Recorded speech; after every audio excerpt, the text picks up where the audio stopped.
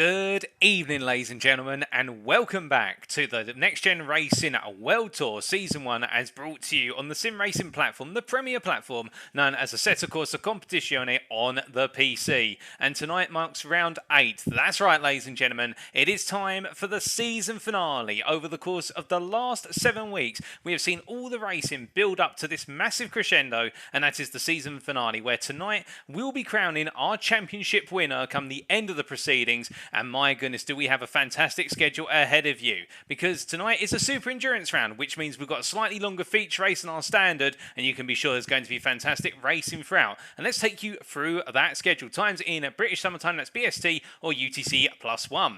So in approximately 14 minutes time, we'll be getting underway with the final drivers briefing in this series, where we'll be having Kevin Smith, the NXTGEN Racing ACC Series organiser, give you his dulcet tones and taking our drivers through the additional rules that apply tonight. After that, 5 minutes after, at 7:30, we'll be undergoing with qualifying, a 15-minute session to determine our qualifying grid order for the purposes of our one and only race. Our one and only race being at 7:45, and that is the feature race, the 2-hour super endurance race, which will declare who our drivers are going to be, where our drivers are going to finish in the championship, and of course our all-important championship winner. And then after that, we'll be bringing you our post-race podium interviews with our top 3 finishers. That's our winner plus second and third place. And if our championship winner is not within the podium, we'll be also trying to sneak in with an interview of our championship winner as well.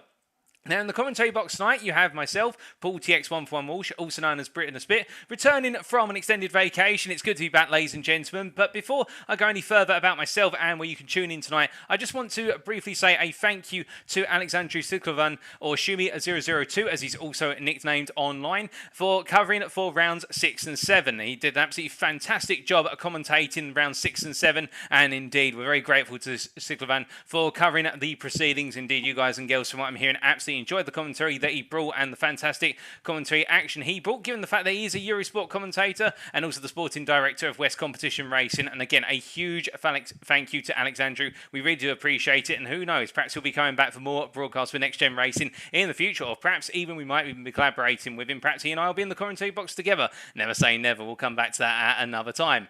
But it's good to be back, ladies and gentlemen, and I'll be bringing you all of your racing action tonight over the course of the 2 hours proceedings plus qualifying and everything beforehand. And well, as for tonight's broadcast, you can tune in firstly via the official NXTGEN Racing YouTube channel. That is NXTGEN Racing on YouTube. Alternatively, if you are so Facebook inclined, you can tune in via the official Facebook group. That is facebook.com/groups/NXTGEN Racing. Or if you are a Twitch user, you can tune in via my Twitch channel. That is twitch.tv/TX141. Now, this series is brought to you in collaboration with the SimGrid and Coach Dave Academy, and it's only appropriate that we do introduce them once again.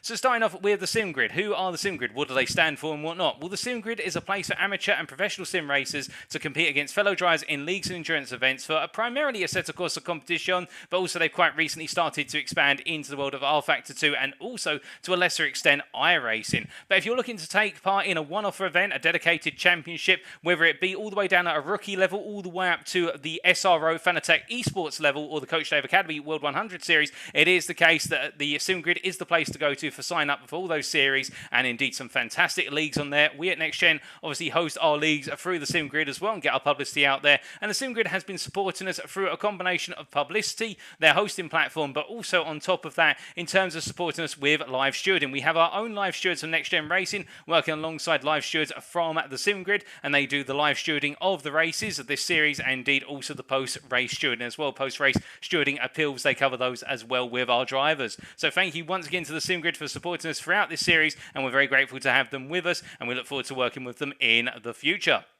Now, as for Coach Dave Academy, on the other hand, well, named after, of course, the legendary real-world racing driver of David Perel from South Africa, it is the home of amateur and professional sim racers looking to up their game through coaching, setups, and track maps. Whether you're looking to gain a whole second or just a tenth for a second, or find a way to better tune the car for a particular circuit or your particular driving style, it is the place to go to Coach Dave Academy through a huge amount of paid and free resources on their official website. That's CoachDaveAcademy.com. Alternatively, you can check them out, their official Coach Dave Academy Discord, where there's plenty of information information up for grabs. And indeed, looking to up your game, it is the place to take your racing to the next level. And Coach Dave Academy has been supporting us in the background with regards to running this series, the background organisation. We're grateful to have them working with us once again. They've been working with us, much like the SimGrid, throughout all of the Next Gen Racing series hosted on Assetto Corsa Competizione.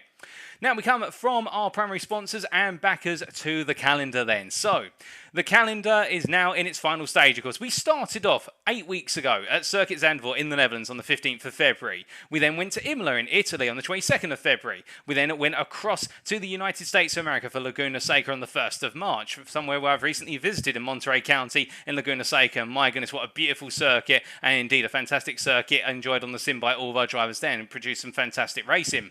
We then went to South Africa for round number 4 at Kyalami on the 8th of March. Again, a fantastic load of racing there. And then we built the season into its second half with a trip to the United Kingdom for Snetterton on the 15th of March 2022 in a race that was full of drama, surprises, and absolutely brilliant overtaking. We then went to Australia for round number 6 on the 22nd of March in a race which was absolutely fantastic and saw a complete reversal of our order in terms of our finishing positions for our drivers. And then last time out, we were at the Hungaroring, more of a circuit orientated around 1 lap pace and qualifying and 9 wins to apply the strategy, but another fantastic race there. And now we are back in Italy. We're back in perhaps one of the biggest racing capitals of Europe, if you will, in terms of the country. And it is the case that we are at the Misano circuit. It's the 5th of April 2022 today, and we are wrapping things up at the legendary circuit. Now, as for our championship standings going into this round, we can see that after 7 rounds, it is the case that we do have Oleg Zholobov, who is currently our championship leader on 463 points. His margin being cut into somewhat by Victor Nicolae, given the fact that Zholobov finished P6 last time out at the Hungaroring versus second place of Victor Nicolae. But it is the case that these two are our main contenders for the championship, with the favourite of Zholobov ahead by 8 points ahead of Victor Nicolae. However, anything can happen over the course of racing tonight. And do not count out in P3 and P4 there, Harry Phillips and Amedeo Castorino, both on 442 points, and both drivers there looking to try and get a major result and see the results of Victor Nicolae and Oleg Zholobov go the opposite way. So one of them can be an outsider who crowns the championship when we drop the checkered flag. However, with the delta between them and Zholobov in the region of what is 21 points, you can imagine that is a major margin to overhaul in a single race, and we'll have to wait and see how that plays out. With both Phillips and Castorino seeing poor performances by comparison with the two championship leaders. Why I say poor performances, I mean Castorino are 2 back-to-back P5s in round 6 and 7, and Harry Phillips are P13 and P4. They are good performances, but it is the case that the top two have just broken away to some extent. Meanwhile, in P6, in P5, I should say, we have Luke Whitehead there on 422 points, and it is the case that Luke Whitehead, who picked up the win last time out at the Hungaroring, having a very variable form, 4 wins to his name, but also a 3rd place at 9th place and a non-finish in round number 2, seeing him a bit of an outsider with regards to trying to get into that top 3 for the championship. Can he potentially pull off 1 more win tonight and make it 5 wins out of 8 races? We'll have to see. We can also see there Sebastian Apostle in P6, and it is the case on 389 points after a difficult last 2 rounds, a 14th and an 8th place. He's fallen out of the hunt for what is effectively the top 3, but looking to potentially sneak his way back into the top 5, but he's got an outside chance to.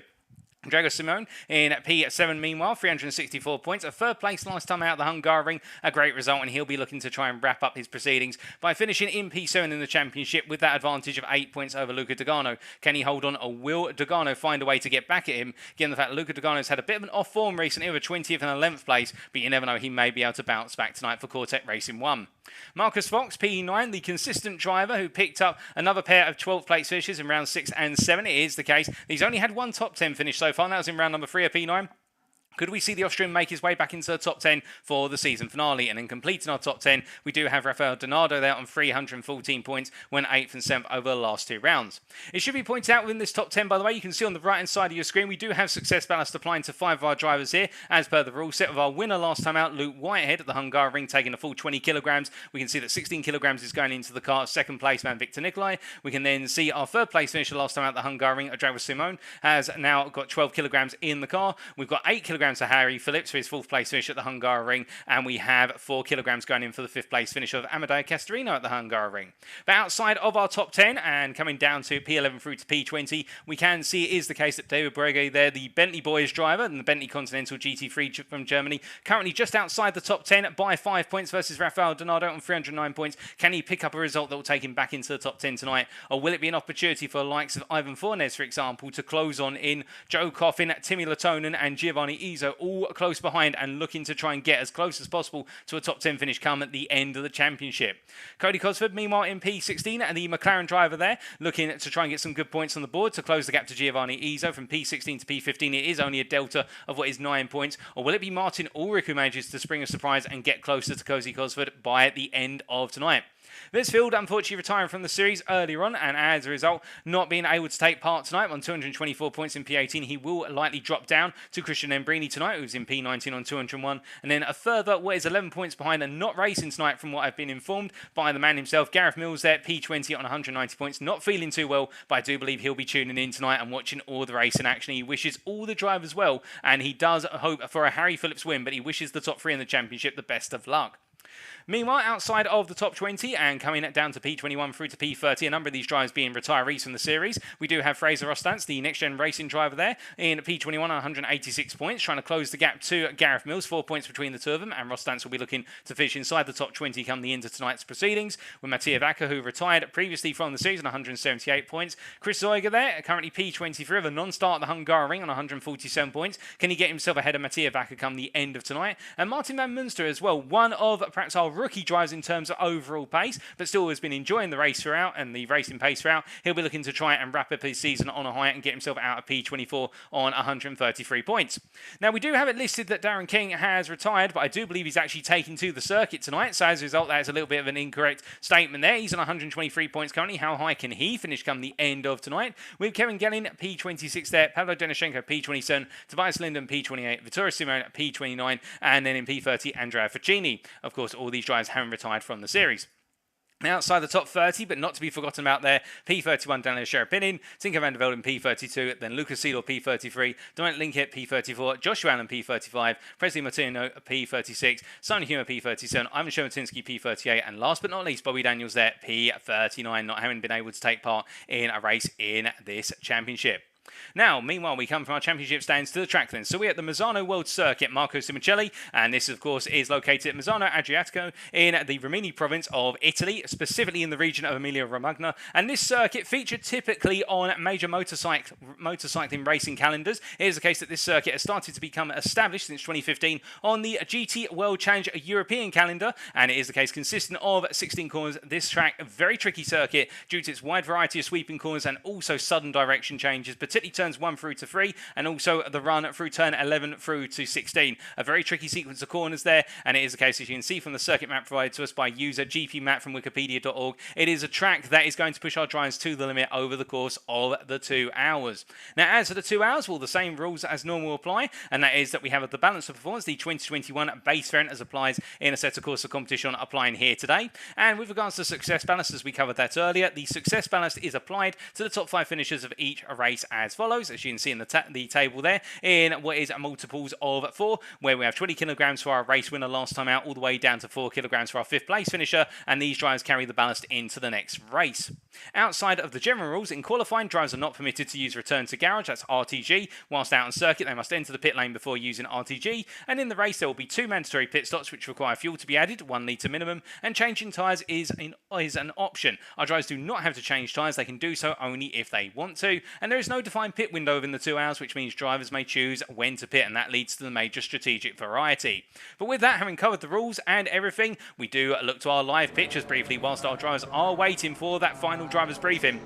We can see our championship leader at the moment, Oleg Zholobov here for S&P Racing Esports, parked up in the pit lane and just waiting to go in the Ferrari 488 GT3 Evo. And unfortunately, I didn't get the opportunity to talk to too many of the drivers in the build-up to tonight. Most of them were very focused on getting set and ready to go with the racing. And, well, we are waiting to see how everything plays out for them. But it is the case that he is the favourite right now, Zholobov, with that advantage over Victor Nicolae. And will it be the case that he carries it in tonight? And he really has been the most consistent performer, the Russian, of Zholobov, compared to the rest of the field. It is the case. He used to be known as Mr. Third Place, given the fact that he picked up 4 third place finishes in a row. And then since then, he's had a 7th, a 6th, and a win. A win, of course, in round number 6. Will he be able to put himself back on the podium tonight? Could he end the championship with that championship win and perhaps a 3rd place? Although that is a little bit cheeky of me to say it, but you never know what he may be able to achieve.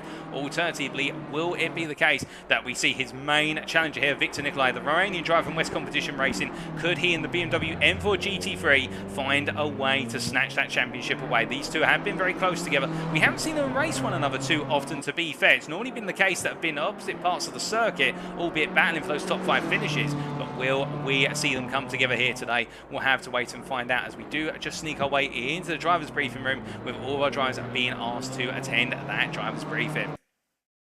Now, we are just sneaking our way in.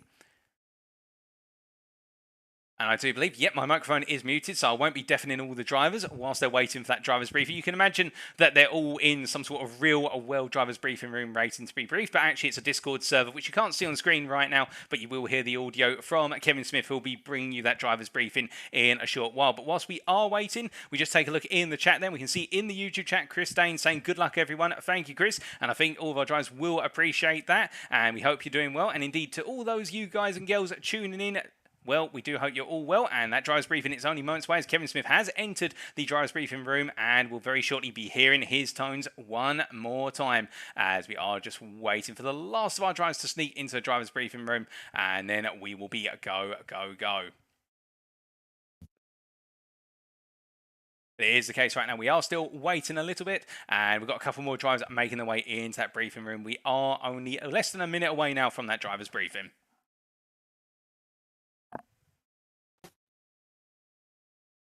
Good evening, everyone. Good evening, everyone, and welcome back for the final round tonight, which you all know is an extended round by 30 minutes. Tonight's round is 120 minutes long, or 2 hours. The pit stops is the same as always. 2 mandatory pit stops required during the race, which can be taken when you wish. There's no set pit window. And a minimum of 1 litre of fuel required for those pit stops to register. Tyre change is entirely up to yourselves.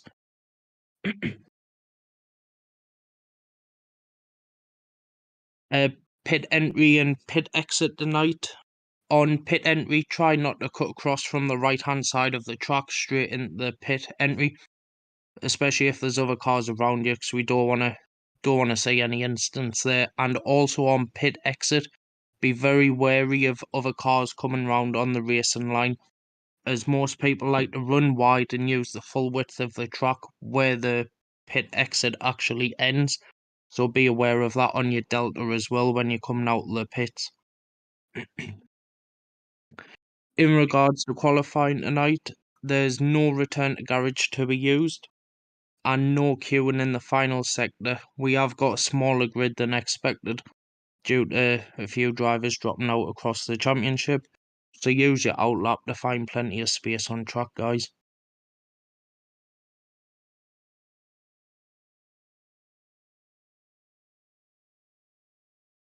And I believe that is it, everyone. Before you all jump out and we set qualifying away, I would just like to thank you all for coming along and taking part in the championship right to the end.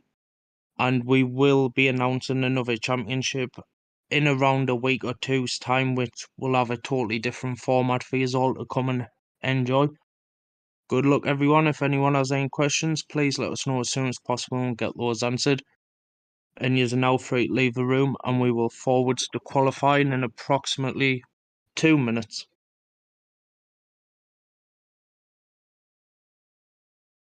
So hearing there from Kevin Smith, and just a couple of key takeaways from what Kevin Smith was saying with regards to that driver's briefing. So it is the case that our drivers have been informed that they're not permitted to use return to garage at any point during qualifying, plus also the fact that due to the way the Misano circuit lays out with the pit exit running out onto turn number 3, our drivers have been informed that they do need to be aware of the fact that cars can be coming out of that pit lane as they're making their way through turn number 3, and therefore as they want to use the full width of the circuit, our drivers do need to apply sense with regards to giving space to the pit exit.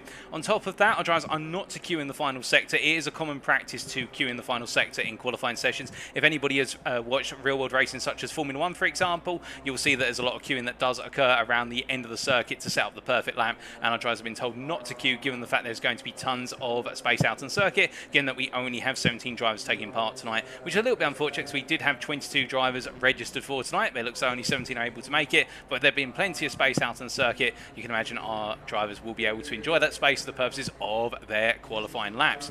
But we are now just waiting for that transition over into the qualifying session. And also, well, stay tuned to the very end of the show, ladies and gentlemen. We'll be giving you a brief sneak peek as to what that upcoming series on the Assetto Corsa Competizione, as hosted by NXTGEN Racing, is going to be all about. You have to wait until the very end of the show to know more about that. But in the meantime, we are looking at Harry Phillips right now, the Wild Things Racing driver, and it is the case that, well, Harry Phillips, the outside of an opportunity to try and snatch away the championship, currently in P3. Will he be able to? We'll have to wait and see. And indeed, Amedeo Castorino from Sim Racing as well, the Italian, we're looking to do similar. As we are now into qualifying, the session has been advanced into qualifying. We have a green light, and everybody immediately charging out the pit lane here. They know this qualifying session is critical for the purposes of this final round.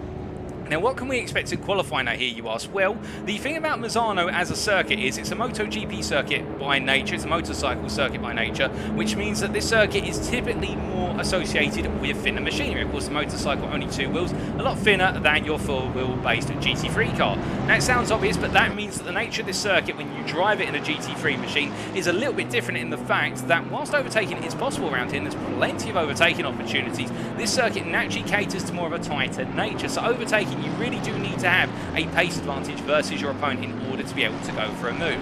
Add that in then, and what that means is that in the race, overtaking can be a bit difficult to achieve, and therefore in an ideal world you want to qualify really well. Now, it's not as much pressure as, say, a circuit such as the Hungaroring, where qualifying is absolutely critical because overtaking opportunities are very limited. You only literally have the run to turn 1, the run to turn 2, and also you do have the run out of turn 11 into turn 12 at the Hungaroring. Whereas here, you do have overtaking opportunities that do arise, and we can see Castorino making his way right now into what is the long-winded right hand here that makes its way onto the back straight. This is going through turn number 9 and up towards turns 10 through to 13. But it is the case that, as you can see all of our drivers collecting together here, you've got to be close to be able to go for that potential move, because you do have a number of kinks which do limit your overtaking opportunities to some extent. So overtaking is possible, but it's not as easy as one may think it could be. As we look at Marcus Fox here, the Fox Sim Racing driver, making his way through those last couple of corners, and we do have our first qualifying laps coming up, and it will be Victor Nicolae who takes us around for the opening flying lap of this session, as we ride on board with the Romanian driver here as he takes us around for the first flying lap. So coming across that timeline to go into the lap, going into turn 1, braking at the 50 board, trail braking in over the apex there, before snapping the car into the centre of the road and turning into left-hander at turn 2. Getting the car nice and tight to the right-hand side here for turn number 3.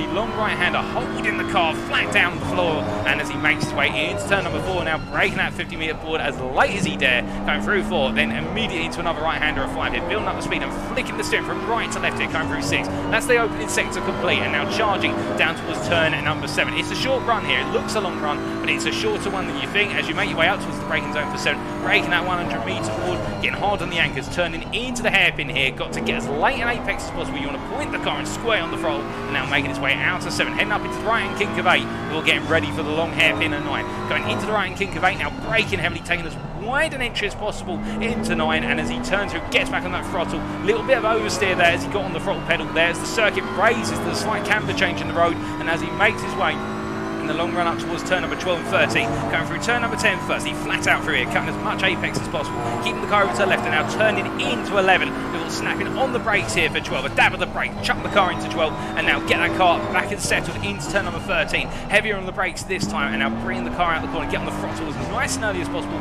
before going through the left hand here, turn number 14, and as he makes his way on through here, coming up towards turn number 15, breaking that 50-metre board just before it, the final corner, and Victor Nicolae comes on through it, and what's this going to be for our opening flying lap of the qualifying session as he comes across the line, the BMW M4 driver. It is going to be a 1:33.0, not a bad lap, but let's see how the other times come in, as we already see Sebastian Apostle, his teammate from West Competition Racing, going faster by 2 attempts, and plenty of times coming in, and Oleg Zholobov, by comparison, at 3.5 tenths down Sebastian Apostle's time, but again, we have plenty of time out here in qualifying, given the fact that the lap time is just over 1.5 minutes, a 15-minute qualifying session. We're looking at a region of about 4 to 6 flying laps for our drivers, depending on how they've got the car loaded with fuel and whatnot. And if you are tuning in via Twitch, Facebook or YouTube, and you do want to put some comments in with regards to who you're supporting, who you're cheering on, or how you're finding the race, or anything you want us to take a look at for you on the live broadcast, do let us know in the chat. We can see all 3 chats, and we're happy to interact with you as best as we possibly can as we look through the racing action right now, indeed the qualifying session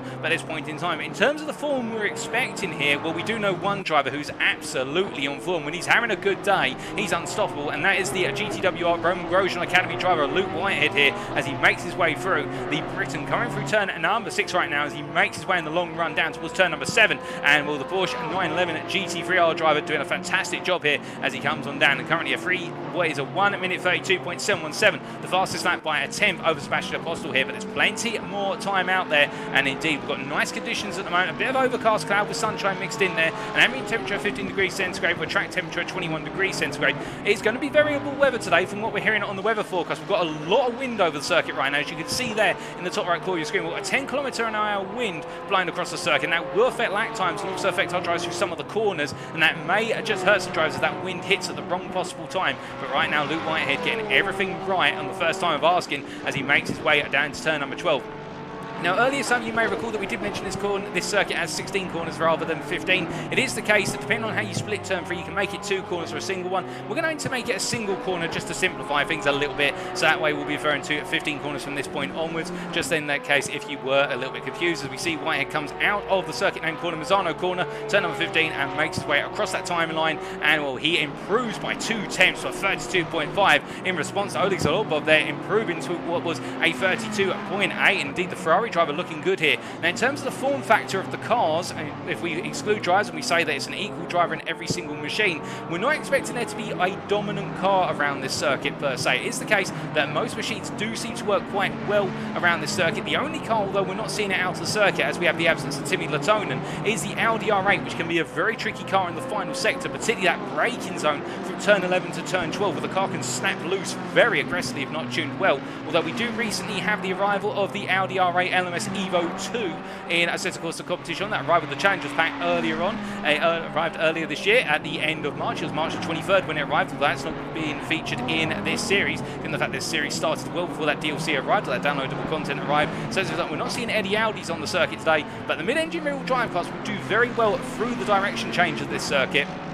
But the counteraction will be that those cars, such as Cody Cosworth's McLaren 720S GT3, as he makes his way here through the left-hander at turn number 6, the downside of these cars will be, oh sorry, not turn number 6, that was turn number 14 into 15. The downside will be that they'll struggle a little bit on the straights by comparison, but they should be able to compensate for that by being able to maintain better speed through those direction changes. As we see Cody Cosworth going P12 there on a 134.432, nestling himself very nicely between Joe Coffin and Marcus Fox, albeit he is a 10th ahead of Marcus Fox. He's almost half a second off of Joe Coffin right now, so it is looking as though it's a bit of a gap from Cosworth to Coffin. We'll have to wait to see if he's able to close that delta as Oleg Zholobov manages to strike back versus Whitehead there. He's now got that gap in qualifying down to only a 10th, less than a 10th, in fact 900ths. Will he be able to close that gap even further? We will have to wait and see. But meanwhile, outside of Zholobov, let's talk about his championship rival, his main rival, Victor Nicolae here. It is the case, currently P4 and 3.5 tenths off of Whitehead, and I think the BMW M4 driver here might be trying to work with his teammate to an extent, working with Sebastian Apostel to see what they can do.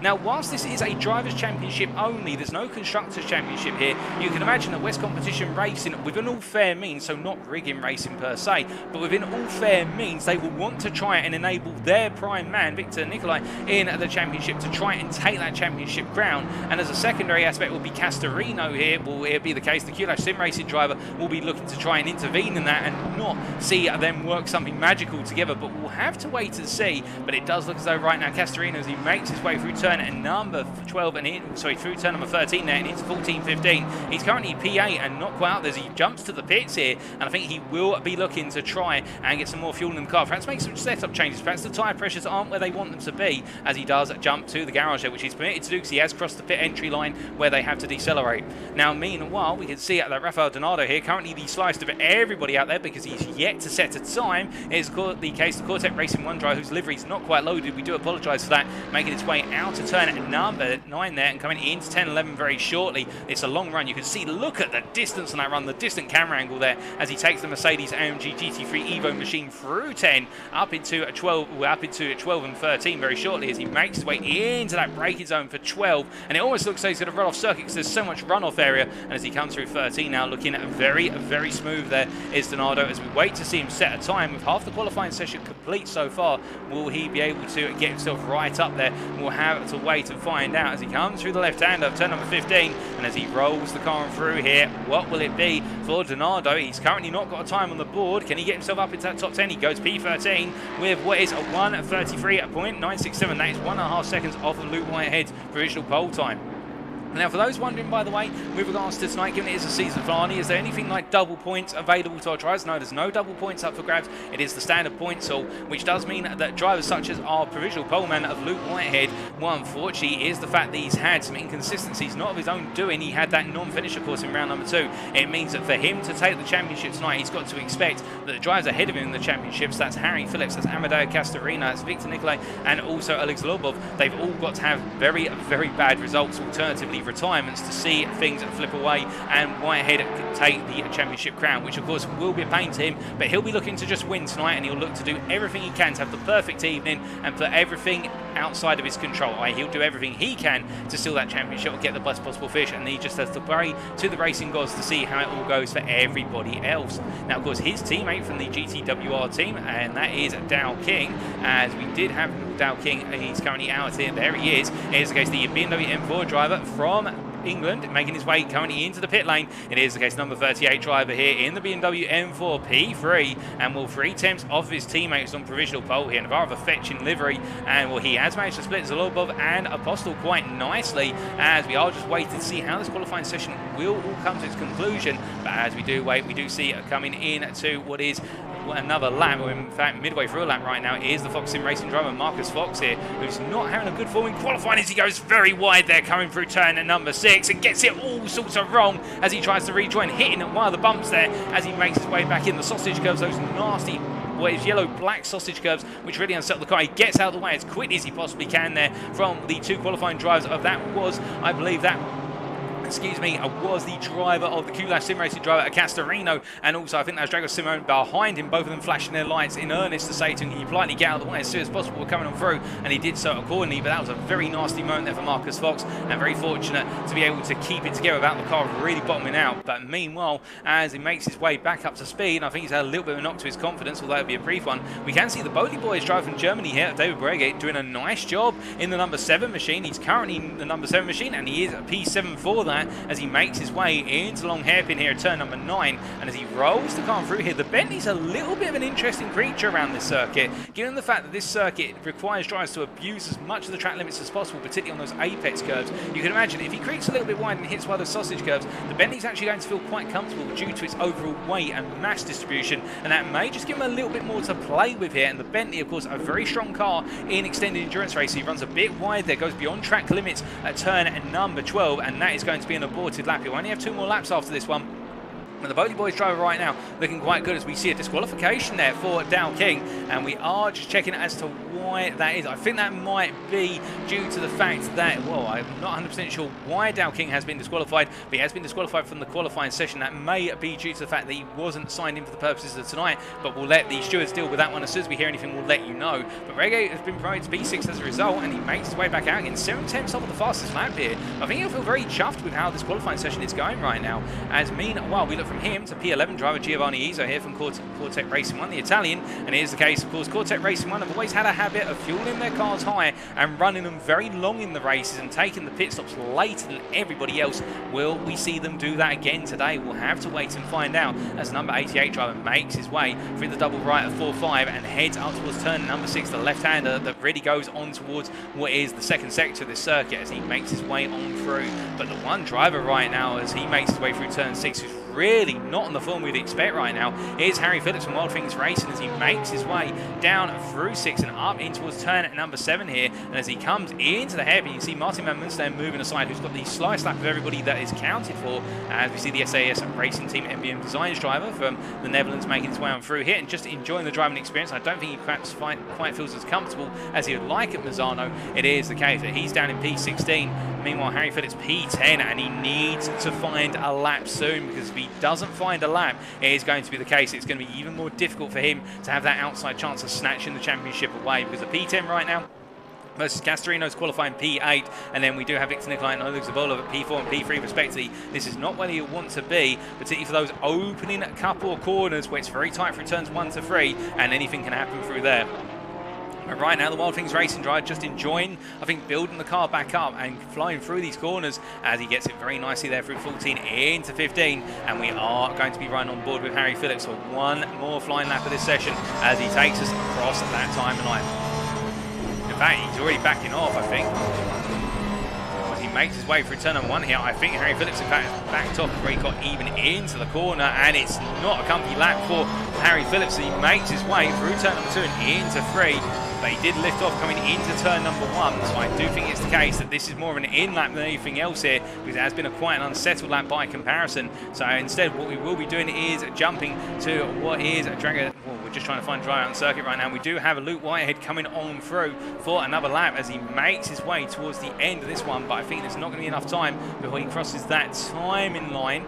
We'll have to wait and see as he comes on through. And I do believe we have Drago Simone here is going to go very late in this qualifying session. And in fact, they're just going to miss going on to another lap here. As you see, Q-Sim Racing, and that is Castorino doing a little bit of rallycross as he came across the line. But both their qualifying sessions are complete. Castorino P8 the highest, and Drago Simone P4 the highest. Luke Whitehead, has he been able to go faster? He's gone even faster, Luke Whitehead, by another 2 attempts. He's raised the bar to a 132.315. That is a sensational lap from Luke Whitehead. Can anybody respond to it? That's the question. Well, the closest right now, 3 attempts off, is Sebastian Apostle here, but I think this is going to be too much of an ask for the rest of the field. I think Whitehead has just put a lap so far out there that nobody's going to be able to respond, but we'll wait and see as they make the way on through.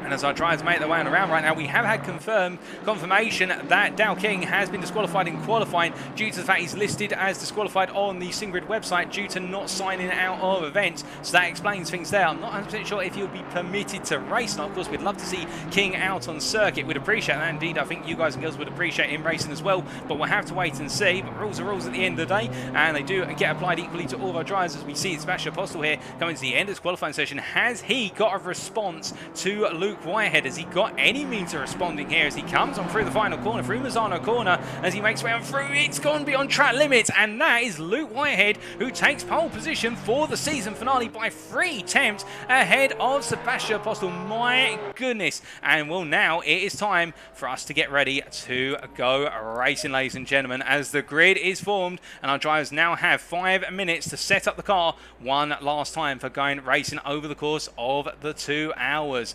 Well, with that, ladies and gentlemen, let's take you through the grid after what was a fantastic qualifying session and walk you on down it one by one. Well, we start off, of course, with our man on pole position, Luke Whitehead, taking another pole position by a sizable margin of 3 tenths of a second in the end, and the Briton will be looking to do everything he can tonight to take the win and just simply put everything that's outside of his control out there to the racing gods and see where he finishes come the end. He's got a very low chance of taking the championship tonight, but he'll be looking to try and finish within the top 3 of the championship if he picks up the win.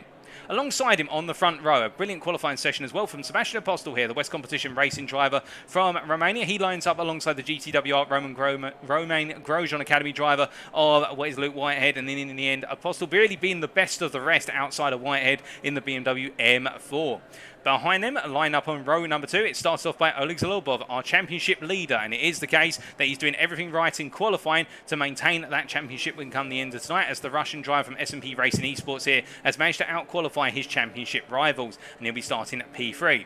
Alongside him is Drago Simone from Romania, another one of the West Competition Racing outfit drivers, and in the BMW M4 he'll be starting P4 alongside Oleg Zholobov here, having another great qualifying session for Drago Simone and putting himself right in the thick of it there within the top 3 rows. Speaking of our third row, we start off the third row with our second place man in the championship, and that is West Competition Racing's Victor Nicolae there from Romania, and he is the main challenger to Oleg Zholobov, and it will be the case he'll be looking to try and get ahead of the Ferrari driver who lines up directly in front of him as soon as possible. But will he be able to? That is the big question. Or will it be the case the driver alongside him in row number 3 in P6, Luca Dogano from Italy here, the Cortec Racing 1 driver, will find a way to potentially make that Mercedes as chunky and as annoying to pass as possible, because that really has been Cortec Racing 1's strategy, which is to go long in the races, do not take pit stops until the very end, and simply try and defend as much as possible where time permits to hold on to track position. And they have typically made it work and seen their drives start sometimes outside the top 10 and finish well inside the top 10, if not in the top 5 come the end of it. And will Luca Dogano stick to that mantra one more time, or will they have a surprise for us all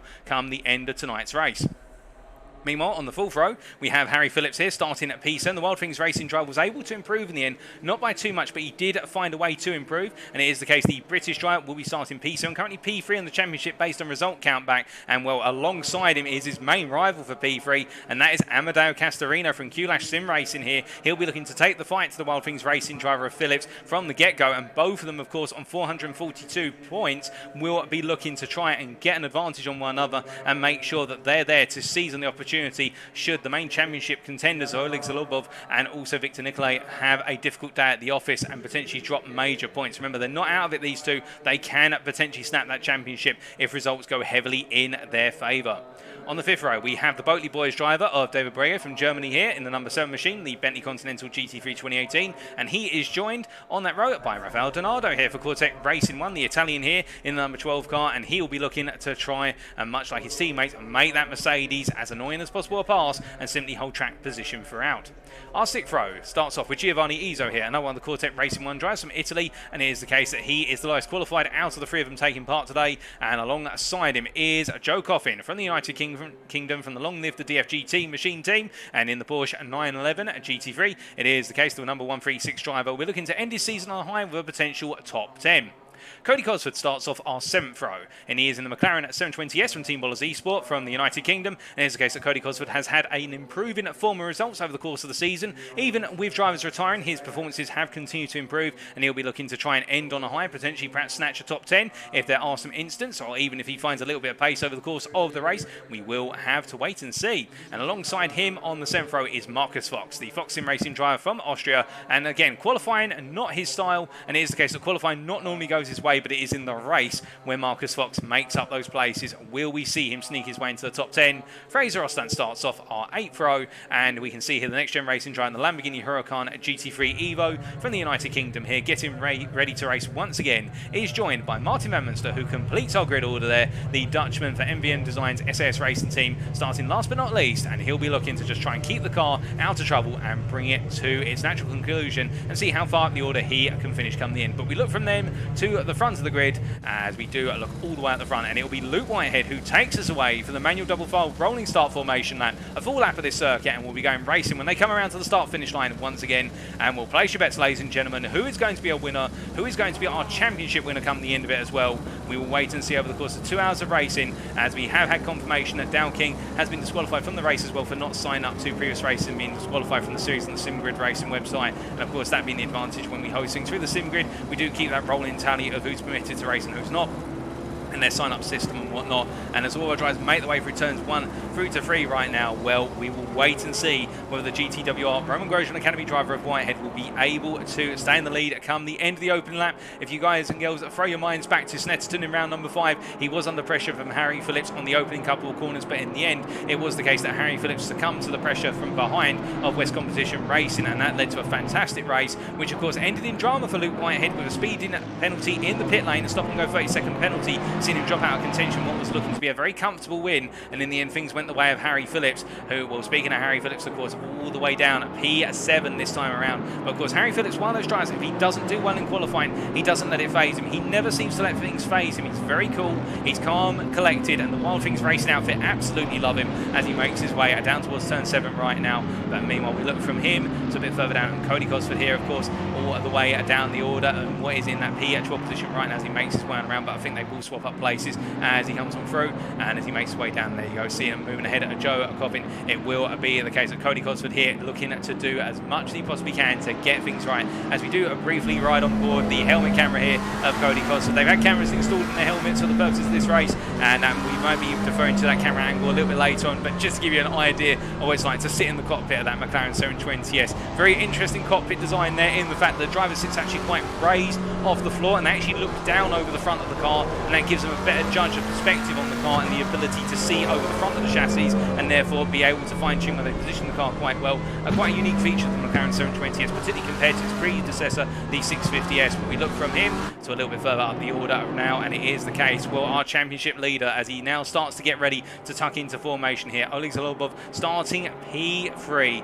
Will he be able to bring this one home in a comfortable fashion, keeping in mind his main championship rival is starting P5 behind him, that's Victor Nicolae, and his further championship outsider rival rivals of Phillips and Castorino are much further down the order, P7 and P8. So all Zholobov has to do, technically, is finish ahead of them and keep it out of trouble at the start of this race. But if anything can happen in racing, trouble will find drivers left, right and centre. And Zholobov has been the most consistent out of all of our drivers. That is why he's our championship leader.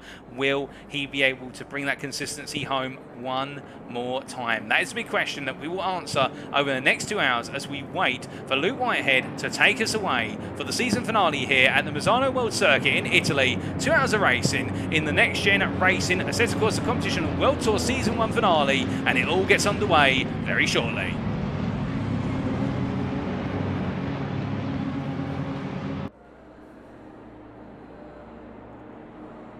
And it's lights out, away we go for round number 8 as Luke Whitehead immediately gets to work in putting the car in the middle of the road, blocking off Sebastian Apostol, who tries to go for the move as they make their way into the opening corner. And as they come charging through into turns 1 and 2, we look to the helicam here to see the perspective. All the drivers coming roaring on through as we see Drago Simeone there having to defend versus the Quartet racing machine of Dogano, and also Harry Phillips trying to come on through here. As Harry Phillips goes to the move, he's down the inside as Castorino snakes up the inside. He goes very late on the brakes, and Harry Phillips is knocked into Dogano there as they make their way on through. It looks like all 3 drivers have picked up damage, but Dogano has been knocked very wide as a result as they come right through turn number 6, and Dogano sharing the space with Joe Coffin. Oh, goodness me, Cody Cosford is turned. I believe he was turned there by Rafael Donato as Donato parks it up and Cosford has to turn the car back in the right direction. But meanwhile, we look to the front here and Luke Whitehead immediately trying to break away from Apostle, who's keeping the pressure on quite early as they roll on through and up into turn number 9 here for the first time of asking. And as they make their way through the long right-hander, it is the case that right now Whitehead starting to sneak away a little bit as they come rolling on through.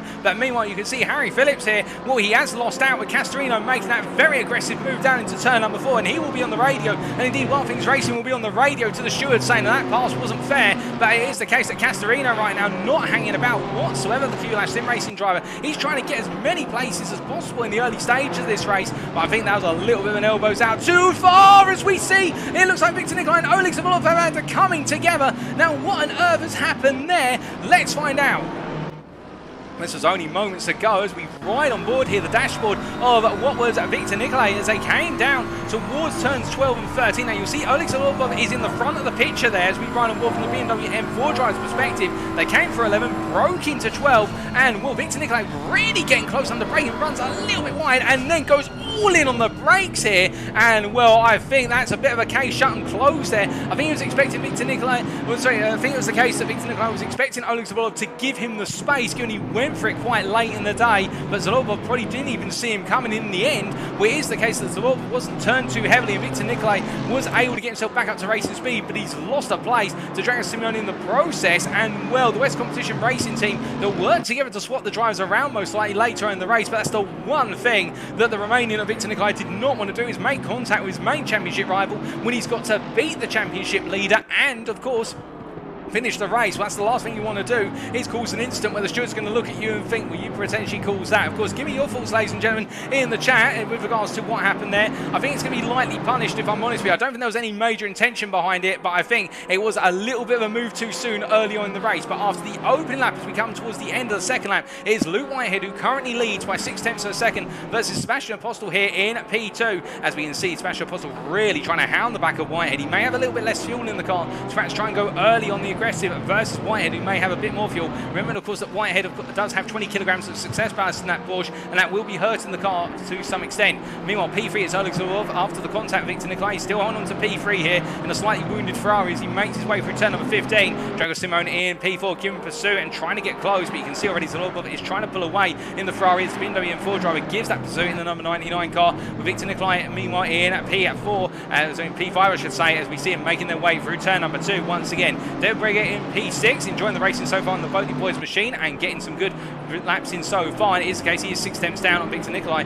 and he has got an advantage of what is 9 tenths over Luca Dogano here, the Quartet Racing 1 driver, having had that good start and continue to put that pressure on David Breger. As behind them we do have Joe Coffin in P8 as they roll on through, and as they come through the left-hander here is the case in P8, the Briton doing everything right, it would seem so far. As meanwhile we have Marcus Fox in P9, the Fox Sim Racing driver from Austria here, building up that speed in the run down towards turn number 7. And he stayed out of trouble, and he's already gained a multitude of places of Marcus Fox as he makes his way through. Fraser Rostance, meanwhile, in a P10. And here's the case, the Next Gen Racing driver here coming on through as he continues to try and hunt down a P10 finish, or top 10 finish, I should say, over the course of tonight's proceedings. Martin van Munster, meanwhile, in P11 here, the Dutchman, having had a good start to his race as he rolls on through. And behind him, you can see Rafael Donato putting pressure on here, given the fact that Donato had that contact with Cody Cosford earlier on. And it is the case that Martin van Munster was able to creep on past, but now it does look as though Donato here is going for the move as they make their way in the long run down towards turns 10 and 11 here. We cut to the first of the three right-handers in the sequence. Donato up the inside of Van Munster. Munster not fighting this one too hard as he tries to stay side by side into 11, but Donato's got the run there.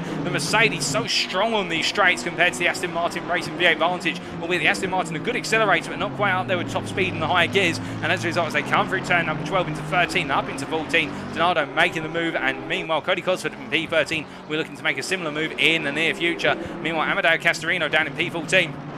Haven't had that early pit stop, and I do believe that was a drive-through penalty, unless I'm very much mistaken. No, actually, I've just had that corrected. It's not a drive-through penalty. Castorino came into the pits for work on the car and to get a pit stop done as he makes his way through turn number 12 and into 13. A little bit of run wide there. He's got to be careful with track limits at turn number 12. And Giovanni Izzo, P15 right now, some damage to the car early on, taking a pit stop. And Harry Phillips, of course, in that sandwich incident with Castorino and also Giovanni Izzo. It is the case that Harry Phillips, he also came into the pits here. But to be fair, we have seen this time and time again from Harry Phillips when he has a difficult start to the race, not necessarily his own design or doing. It is the case he normally finds a way to react and get back in the racing, and we'll have to wait and see how this goes. But he is currently last of our drivers, and he is a sizable time down. He is 5.8 seconds down on Giovanni Izzo. As meanwhile, it is Cody Cosford going for the move on Martin van Munster down into turn number 7, and where he's gone up the inside there. And the Bollers Esport driver gains another position as he makes his way back up the order after that contact, of course, with Donato earlier on in the race as he rolls on through into turns 8 and 9.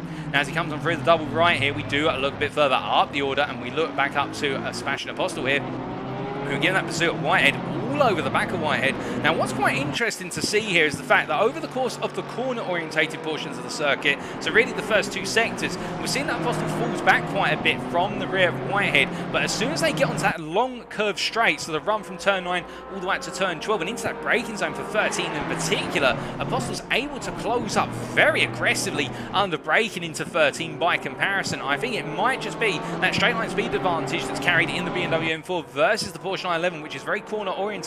That may just be what's given Apostel the ability to stay nice and close. And he does seem to enjoy that final sector. As you can see, as they come through turns 4 and 5, the body language of the two cars, how different it is and how telling it is as we ride on board with Luke Whitehead here and look back from his rear wing. Is the case, Whitehead opening that gap up coming out of 4 through to 6 because of the fact he's able to achieve those direction changes more easily in the Porsche 911. The car, of course, with the engine located towards the rear, the centre of mass towards the rear of the car, giving it the ability to make direction changes more smoothly compared to the front engine rear-wheel drive machine of Sebastian Apostel, where the centre of mass is more towards the front, which means the car is more natively going to understeer through direction change compared to that smoother transition that Whitehead gets. And as you can see, as they leave turn number 9 now and make their way all the way towards 12, coming through the right-hand kinks, at first Apostel looks really far back by comparison. In fact, that gap is the best part of 5 attempts, but as they go through 10, now up into 11, they get ready to go on the brakes here, and it's in this braking zone into turn 12, you can see Apostel able to take a much more aggressive braking line, and into 13, this is where he closes up so aggressively. And to be fair as well, one thing we have to keep in mind with the Porsche 911 in particular, very sensitive car on the brakes and tyres. It is the case the car's much more sensitive compared to what is the BMW M4, although the M4 is sensitive with regards to tyre temperatures, and it is the case. That's where Whitehead, I think, is losing out. It's in that final run, the final sector, compared to what is Apostel, who's losing out to Whitehead in the opening 2 sectors. It's an interesting dynamic between the two machines. We see there Apostel just hitting the second of the 2 sausage curves at turn 1, a bit of an awkward angle, and it just caused the car to understeer a little bit wide, just the suspension not compressing the way he wanted it to, and as they made their way back into 4, we'll again see that pattern whereby Whitehead opens up the gap initially, but then the gap starts to close down in the latter third of the lap as they make their way on through and head on to the first of the multiple straights. Now, as they come on through here, we do look to P3 man Oleg Zholobov here, who has recently set the fastest lap in this race, 33.495. And I think it is the case that for the Russian driver here, he's playing this one quite smart with regards to simply taking his time and seeing what he can do over the course of this race. Remember, he doesn't have to win it. Right now, if things finished as they were, so long as he finishes ahead of Victor Nicolae and also ahead of Harry Phillips and also what is Amedeo Castorino. He will bring home that championship, and he's looking quite comfortable, as is already the S&P Racing Esports driver. Of course, anything can happen over the course of 2 hours. We are only 9 minutes into this race, and what I think for Zholobov now, he's just got to think about drive it smooth, drive it smart, just get those laps in, get the time in, and just balance the car out. He can let the top two run away, do whatever they want. He doesn't need to worry about things as they proceed. And it should be pointed out, by the way, that with regards to on the open lap, we did have a wheel bang into turn 1 between cars 67 and also what is car number 54, and that's been cleared as no further action required. As we do see Rafael Donato here, he's just recently made a pass, I think, on Fraser Rostans. In fact, I think Rostans has had a little bit of an off somewhere out on circuit, but Donato gaining another place. The stewards are hard at work dissecting what happened on the opening couple of laps, and we will be hearing more about that in short order, ladies and gentlemen, so we'll keep you posted on that one as soon as we do hear anything. But right now, everything's seemingly proceeding as planned as our drivers are making their way on through. As they come on through here, it is the case that we are hearing, in fact, we've had a little bit of an insight from one of our researchers down at circuit side, and they were saying that with regards to the practice sessions in the build-up to this race, the weather conditions at Misano were very, very wet. There was a lot of rain due to high weather variability, and it is the case a lot of our drivers actually set the cars up for the expectation of wet weather at the track, whereas now it is absolutely pleasant sunshine. I can tell you it's actually getting quite hot in the commentary box here, up to 22 degrees centigrade out on track, 15 degrees ambient, and it is the case, I think some drivers really struggling here with the fact they were expecting there to be wet conditions, or at least changeable conditions into wet. Again, we don't know what can happen over the course of the 2 hours. On our weather radar at the moment, we are expecting sunshine for the next 30 minutes, but anything can happen over that 2 hour window, and we'll wait to see. But things have settled down to an extent now as we continue to look at Donato here as he makes his way into turns 9, or into 8 and 9, and behind him Fraser Rostans here, the NXTGEN Racing driver, who enjoying the Lamborghini, although a little bit of oversteer there, a bit of snap oversteer as he came over the bump at turn 9, just causing the rear of the car to unsettle as he makes his way down towards turn number 12 right now. It is the case of Lamborghini Huracan driver just trying to keep that pace in there and keep those solid laps in. His last lap of 35.7 to Donato's 34.1, and Cody Cosford behind on a 35.2, so I do think Cosford is close enough, around under half a second a lap, and we should see Cosford get quite close within the next 2 to 3 laps. But meanwhile, Luke Whitehead here looking from the rear towards the rear of the field to towards the front of the field. In fact, the very front of the field, the tip of the spear. It is the case that Whitehead right now feeding a bit more pressure from Apostol once again here, as we do see the West Competition Racing driver really putting the pressure on as they roll on through. Now as they come through turns 4, 5 and into 6, of course, it could be the case that Apostle right now giving it everything he can. Of course, in his mind, what he'll want to do, he'll want to get ahead of Whitehead and try and find a way to keep Whitehead behind him, because when you think about it, he wants to finish as high as possible in the championship he can. He'd love to take a win as well. I mean, to take the crown off of Luke Whitehead in terms of taking away a win, that is something you don't say every day. That is how highly Luke Whitehead is revered by our drivers here in this community. Indeed, within the esports racing world, I can tell you Whitehead is one of the biggest rising stars in recent history in the sim racing scene. It's absolutely brilliant to see him racing this series, and it has been throughout. But it is the case that Whitehead right now feeling that pressure, as we do see a drive-through penalty for Amedeo Castorino being applied, and I think that may be due to the contact that we saw much earlier in the race on the opening lap. We will wait to see what it is, and it's a drive-through penalty for car number 23, and that is Amedeo Castorino for having no overlap on car 26 into turn 4, causing contact with the car, and that caused further contact with car 333. And if you're wondering who I'm referring to, car 26 and also car 333, well, car number 26 is Harry Phillips, and car number 333 is, of course, Luca Dogano, and that explains what we're expecting earlier with regards to the contact between the three drivers, and what we said there was going to most likely be a penalty or something applied, and there is a drive-through penalty for Amedeo Castorino. You can see in the camera shot here the second car in the rear view picture as they make their way through into turn number 10, and the Q-Lash Sim Racing driver, with that little bit of hot-headedness, I think has compromised this race somewhat. More penalties coming on in here. We've got a drive-through penalty for Rafael Donato. Interesting enough, this is the number 12 car, and that is for gaining some momentum on the exit of turn number 6. Though we saw this on the opening lap, and driving into the rear of car 54, Cody Cosford, I believe, calls in car number 54 to spin, and we did catch that on the helicam, and Cody Cosford, I think, will have a smile on his face with regards to the fact the stewards have rewarded him for the fact that he was the victim in that incident as he makes his way through turn number 3 and into 4, and he'll be able to take that place back off Donato. It won't give him back the race time, of course, that he's lost from the incident, but I think he will feel that justice has been served from his perspective. Team Ballers will be happy with that one as far as they can be happy about it. Meanwhile, as Castorino comes into bits, he's taking his drive-through penalty underneath my pit box window right now, or my commentary box window. I can tell you that Victor Nicolae, hold up a second, we've also got Drago Simone here, who's in fact just let Victor Nicolae through. It is the case. Well, we have a 15-second penalty for Victor Nicolae, and I suspect this is the incident at this corner earlier on in the race. And indeed it is. It is for car 31 having no overlap on car number 14. So that's Victor Nicolae car 31 versus car number 14 of Oleg Zholobov. And well, Oleg Zholobov was the car that received the contact, and this was due to a late dive down the inside by car number 31. So as a result, Victor Nicolae has picked up a 15-second penalty for that very late move into turn number 13. And as a result, he's been punished for it. And now as he makes his way through turns 1 and 2, he will now have the added challenge of the fact he's got to get ahead of the S&P Racing esports driver Oleg Zholobov and then open up a 15-second gap somehow, which, well, given the amount of racing pace that these two have and the fact they're very close to one another in terms of race pace, I think that is going to be a very tall ask, even if you do have the best part of 1 hour and 45 minutes to do it in order to be able to try and hold on to take that position. But it is the case that our stewards have been hard at work and they have cleared all the penalties and whatnot, and well, we can see some clouds coming on through, and indeed it has just been pointed out to us, I believe that is Kevin Smith under the Next Gen Racing banner in the YouTube chat, getting cloudy and a 6km/h wind. Will we see rain drifting over the circuit? Well, if we do, it's definitely going to throw a very interesting conundrum for all of our drivers. But right now, here's an even more interesting conundrum in the meantime, a short-term one. Drago Simone here, and indeed the West Competition Racing outfit is very close behind his teammate Victor Nicolae. Now, of course, they will want Nicolae to be the lead driver. He will want to finish as high as possible here to have that chance of taking the championship of Oleg Zholobov. But given the fact he's got a 15-second penalty, and also he's got his teammate right behind him, and then they've got 6th placeman David Brega here, who the Boaty Boys driver, I should point out right now, has actually really been going pace. In fact, he set the fastest lap on the previous lap of what is a 33.417, which is early in the race, so there's going to be even faster laps coming in. We saw 32s in qualifying, so we'd expect we'll see some 32s over the race distance, particularly when the cars are light on fuel towards the end.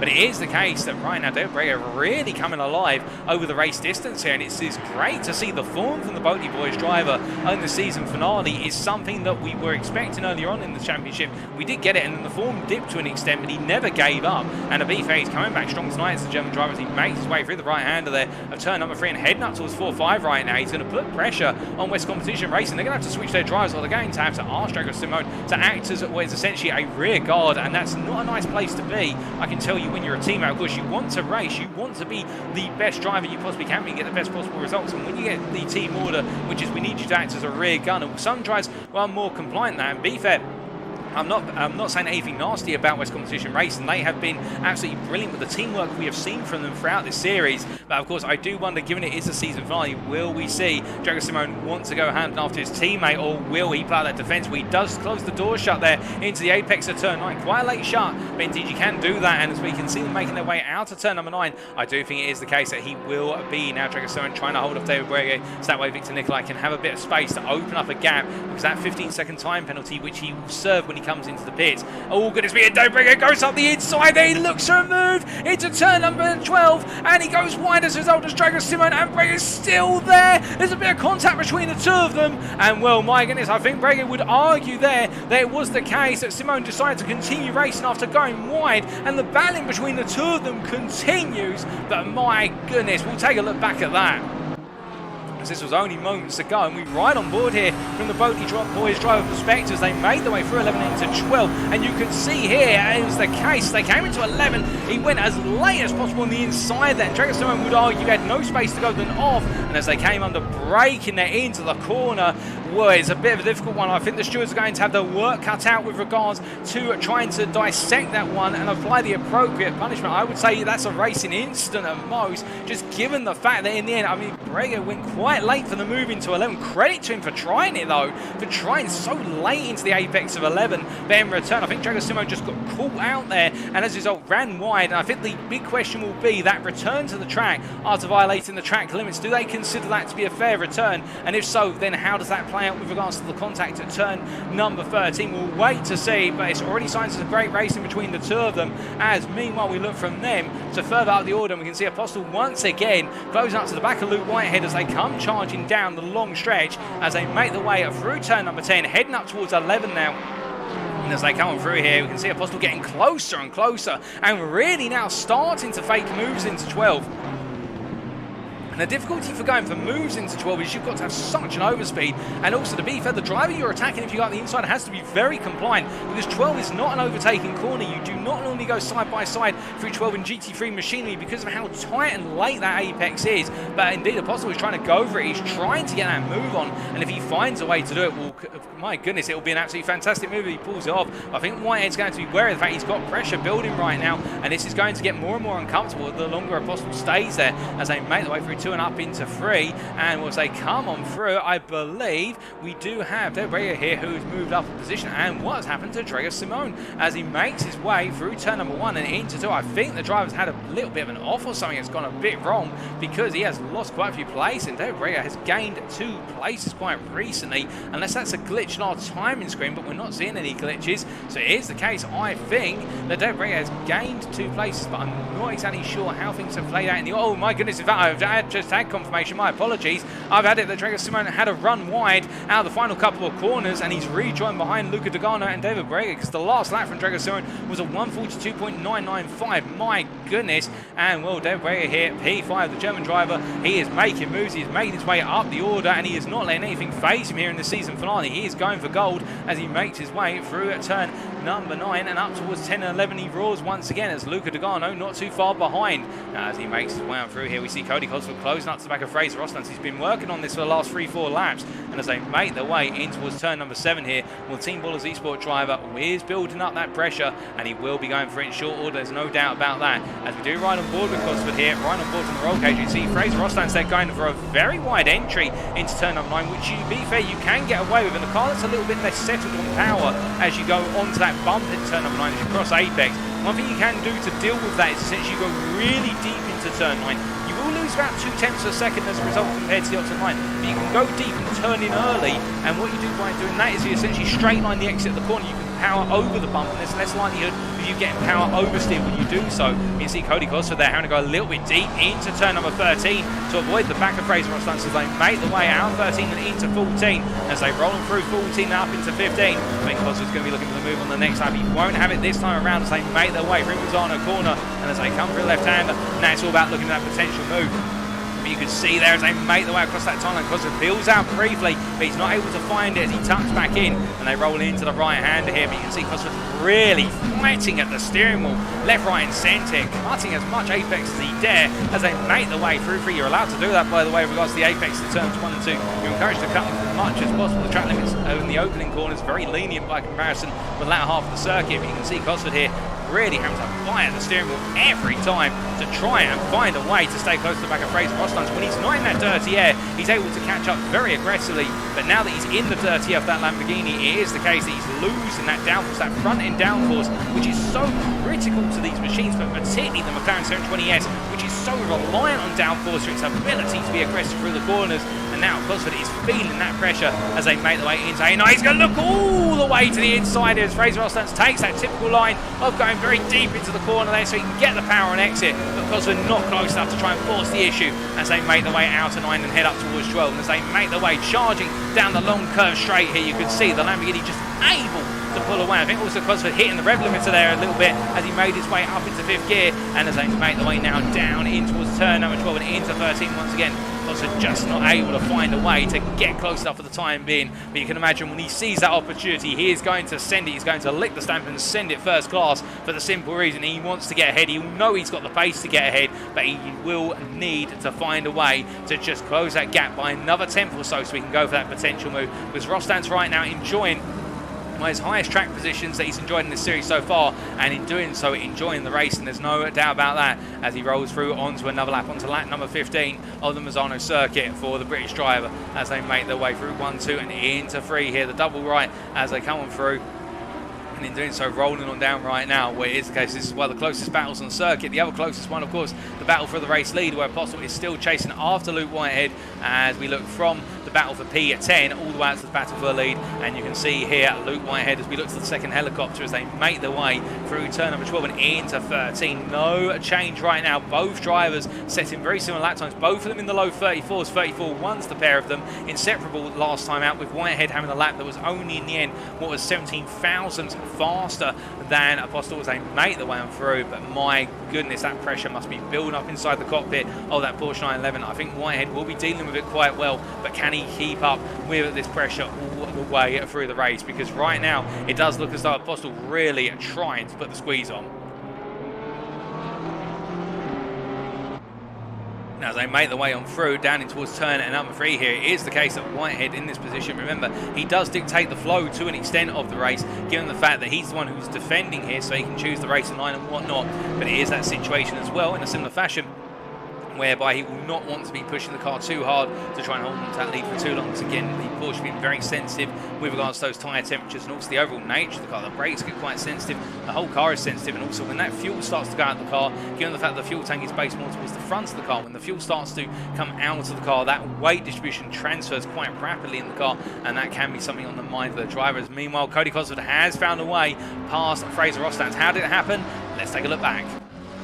As they're making their way out of turn number 12 and out 13 and up into 14 here, Cody Cosworth was getting closer and closer. He had a really good run out of 14. You can see, look how close to the back he was out Misano versus Rostans. So Rostans actually getting a little bit wrong on exit there, and as a result, Rostans went defensive down on the low line there as they came out towards turn number 1. And well, by the time they got to the braking zone for turn number 1, Cosworth was already ahead, and he got the move all said and done as they made the way on through the corners. And I do believe we look from them to Luke Whitehead, and I think Whitehead has had an off somewhere because he's dropped all the way down to P4. What on earth has happened here? This was only moments ago. So Luke Whitehead coming up into turn number 12 with Sebastian Apostle. And Apostle looking up the inside here, and there was contact between the two of them, and it was the case that Whitehead was turned through the corner, and my goodness, well, Whitehead will be absolutely foaming at the mouth, fuming about that one, because that sent him all the way down to P4. And Apostle, well, he would argue that he had his nose on the inside into turn number 12, but remember what we said earlier about the fact going from moves from turn 11 into turn 12, you don't normally see it in GT3 cars, and it relies so much on the attacker being very tight to the apex and the defender knowing the attacker's there. And I don't think Whitehead expected Apostle to go for it. He's already found his way back past Victor Nicolae, who, to be fair, with that 15-second penalty, Victor Nicolae is not going to defend too hard versus Whitehead, because he'll want Whitehead to pull him up to Zholobov and cost Zholobov as much time as humanly possible as they make the way out of turn number 7 and up towards 8 and 9. But right now, Whitehead, well, he not be happy with how that played out, and I think in his mind it will be one of those situations whereby he'll be pushing everything he can in order to be able to try and get that lead back, but he's got quite a gap to do so. And that gap between himself and the race leader now up to 4 seconds. But again, I think the stewards will be taking a close look at exactly what happened. They'll be interested to see what their interpretation of events are. We're not hearing anything at the moment, but we do know they're doing a lot of investigation work as things currently stand. But meanwhile, we look from Whitehead to a bit further down the order, and we look down to what is P13 man Rafael Donato here, as we see the Cortec Racing 1 driver chasing after his teammate Giovanni Izzo. But do keep in mind that Donato has yet to make a pit stop. Giovanni Izzo has already made one stop due to damage he picked up earlier on in the race, and also I think it was a stop in sequence. They scheduled that stop in as they make the way on through it, and a little bit further back from Donato. You can't quite see him in camera shot at the moment, although we saw a sliver of him there coming out of turn number 7. Harry Phillips will be trying to close up as quickly as possible as they make the way on through. But meanwhile, as we look from them towards Harry Phillips here in P14, well, he's had to pit early due to the contact that he received from what was Castorino earlier on. He's got an advantage over Castorino of 18 seconds. Will we see the Briton find a way to be able to get himself right back up there? He's got to go some right now because he lost quite a bit of time with that contact and the damage they had to repair in the pit lane. But again, Harry Phillips will have a plan, and Wild Things Racing will be doing everything they can to try and get him back up in that order, back up into that top 10, back up into that top 5, and with that opportunity to get back on the podium as he makes his way on through and comes towards the end of his 17th tour of the circuit under race conditions. As he makes his way to the end of this lap, as we see him go through a Misano corner and comes to the end of it, we do look a bit further up the order to P5 man, and the fastest man on circuit in terms of that fastest lap accolade so far, and that is the Boatley Boys driver, as we see him coming through the camera shot now as he makes his way through turn number 10. And David Borrego here, who is doing a fantastic job, it's got to be said, with regards to that Bentley Continental, and as he makes his way on through, it is the case, he comes charging on down. Well, in fact, we have had a bit of clarification, I should point out for you, ladies and gentlemen. You'll recall the contact between Deo Brega and Dragos Simone earlier on at what was turns 12 through to 13, where the Bodie Boys driver Brega made that really daring move up the inside into turn, what's turn at number 11, and carrying through into 12 versus Dragos Simone. And it's the case that the stewards, with regards to the contact that happened between the drivers when Simone rejoined coming off circuit and back onto circuit for 12 into 13, it is the case that a warning has been given, an unsafe rejoin warning has been given to Dragos Simone for what was that contact between the two drivers, and therefore it is the case that Deo Brega, well, I think he'll be very pleased with that pass, that he made it count, and in the end the stewards have pretty much given him a thumbs up with regards to that pass as well, as he makes his way around and through turn number 6. Meanwhile, Victor Nicolae now has a drive-through penalty to compound to his woes. And, well, what is that drive-through penalty for, I hear you ask? We are just waiting for the update with regards to that. I believe that is for track limit, because the only thing I've got in my log with regards to car 31 is with regards to the 15-second penalty. So that, if so, is a drive-through penalty for track limit, which at Misano, of course, you can exploit the track limits a lot, but he's exploited them a little bit too much, as we do see there in the YouTube chat, and there Art saying, what is Apostle's problem? Well, it is the case. I think he went in a bit too aggressively there, and the stewards are definitely looking at it right now, I can tell you there. And indeed, to those of you guys and girls who are tuning in, cheering on Luke Whitehead, I can tell you these stewards are taking a very close look at what exactly is happening with regards to that incident, and we'll be hearing something very shortly. And, well, I'm not going to reveal anything at this point in time, but I think things are swinging a very particular way, as we predicted a little bit earlier on. But meanwhile, Harry Phillips here into the pits for his second pit stop already. The Wild Things Racing driver getting both pit stops out of the way nice and early. He will be going 90 minutes or so on a single set of tyres and the fuel tank, if that is the case. And as we wait to see what happens, but meanwhile, the Romanian Victor Nicolae into the pits, this drive-through penalty, and well, he will be absolutely in dismay at how things have gone. And what that effectively means is, as there is a drive-through penalty for our race leader of Sebastian Boston. So we called it earlier with regards to the fact that, well, it was an incident where Luke Whitehead just had nowhere to go, and that drive-through penalty has been awarded to Sebastian Apostle for car number 5, putting his car onto the inside in a fast right-handed corner and hitting the rear of car 21, resulting in the driver being spun off the circuit, and Apostle did not give the position back despite the contact. And well, that is the drive-through penalty for Sebastian Apostle. The stewards have given their verdict on that one, and well, I think Whitehead will be pleased with that to an extent, because now it means he's only got one driver to pass to get back into lead this race.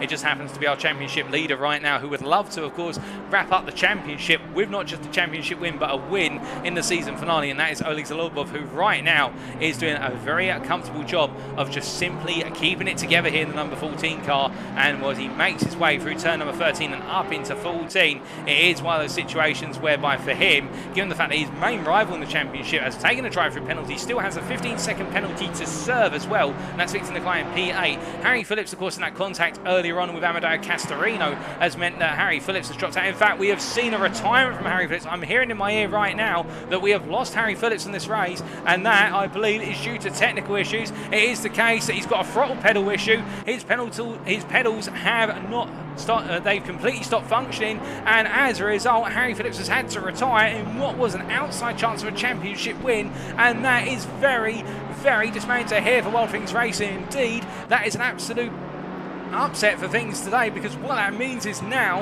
is that Amedeo Castorino will not have that pressure with regards to trying to finish P3 in the championship if he's able to get himself back into the top 10. So Harry Phillips retiring really now does simplify the picture for the championship, which is all Oleg Zholobov has now got to do, is get that Ferrari that's currently in P2 to the end, and if he's able to get it to the end, he will take the championship crown, because his main rivals are simply nowhere to be seen in this race at this point in time, through instance either of their own or not of their own doing, as we see Castorino here down in P14, and well, having to really now get himself back into this race, but he's got a long way to go to do so. And in the meantime, Victor Nicolae, well, it's a case that for the West Competition Racing driver here, with that 15-second time penalty added onto that drive-through penalty, By the time he served that 15-second penalty, that's going to see him battling to be inside the top 10 versus Cody Cosford if things were to pit as they were. And, well, it is the case that Zholobov just simply needs to bring this one to its natural conclusion. And that does take the bite a little bit out of the potential racing we're expecting to an extent. But we can see in the YouTube chat there that confirmation with regards to Harry Phillips as well, retiring due to hardware failure with pedals.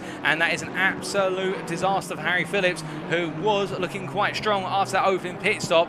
But it is a shame. We do hope to see him back once again in the near future Next Gen Racing, because if anybody brings it, it is Harry Phillips who brings it to the table. But of course, with him retiring, it does mean indeed drivers picking up penalties left, right and centre. What it does mean is that we do have the opportunity here to see drivers who we wouldn't normally see finish in the top 5 right up there, such as David Brege here, who currently in P4. Well, he must be absolutely salivating at this, for the simple reason this will be the highest place he's finished all season if things were to finish as they were. Of course, we've got a long way to go yet, so we're not counting our chickens just yet, as they say. But it is the case that the Bentley driver here, running good form, running very good pace as well.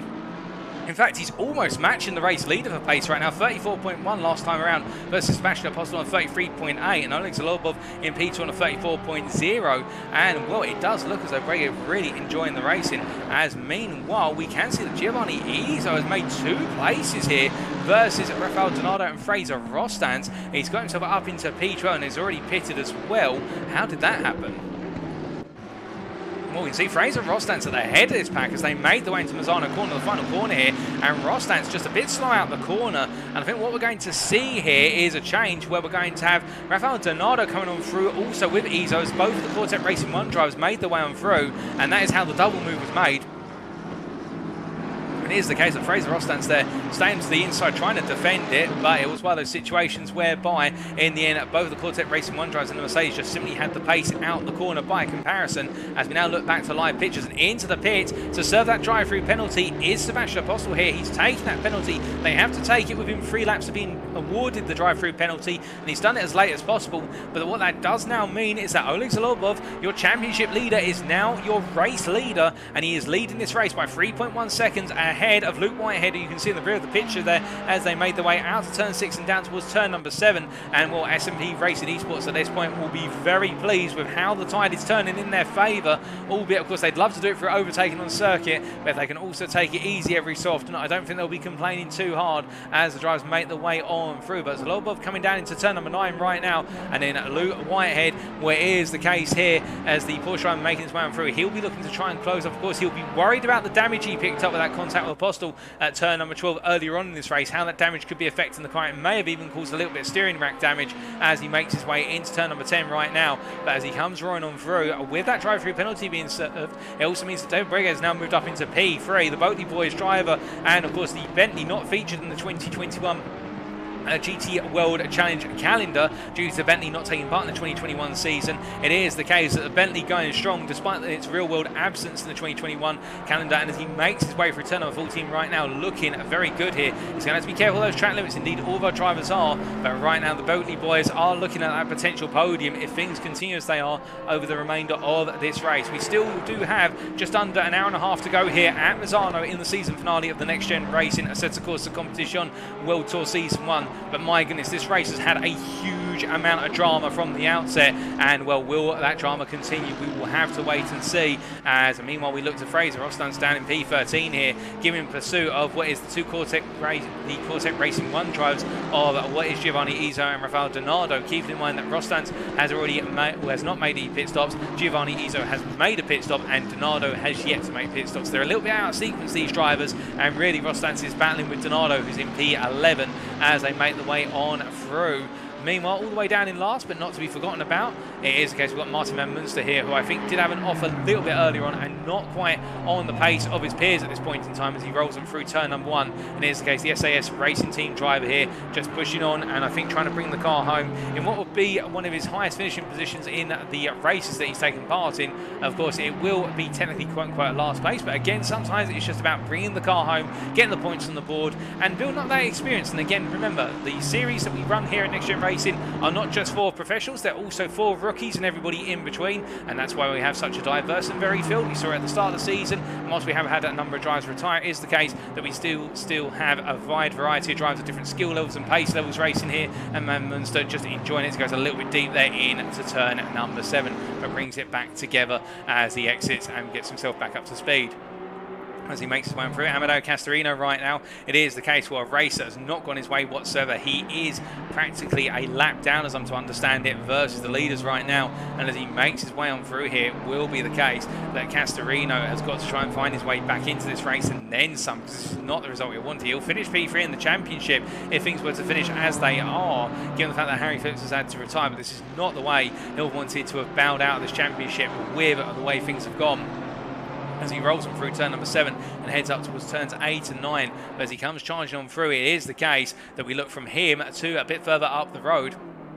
And we look in particular to P5 man, Drago Simone here, who has had a very good race so far, to be fair. He's been enjoying the race. It has been one of those ones that's gone quite nicely for him, the West Competition racing driver, but in a bit of a no man's land. Now, indeed, we are now in that phase of this race where things do calm down a little bit. The strategy now starts to play out a little bit more, albeit the strategies have been knocked quite hard due to penalties, due to incidents, and that may be on the minds of some drivers, and they may be looking at whether they can adapt their strategies, whether they can potentially tweak their strategies over the course of the remainder of the race distance. We've got a lot of time to go, and we've still got a lot of pit stops on the board, but of course the question for a lot of drivers will be, will there be rain? Well, we can see on the weather gauge in the top right corner of your screen, we do have overcast conditions expected for the next 30 minutes. We do have a track temperature that's dropped by 1 degree centigrade compared to when we last talked about it about 15 minutes ago, and that's because of the clouds coming over, obscuring some of that sunlight across the circuit. But we do have very high windage. We have 11 km/h winds blowing at the moment across the circuit, and well, that could, just about to be fair,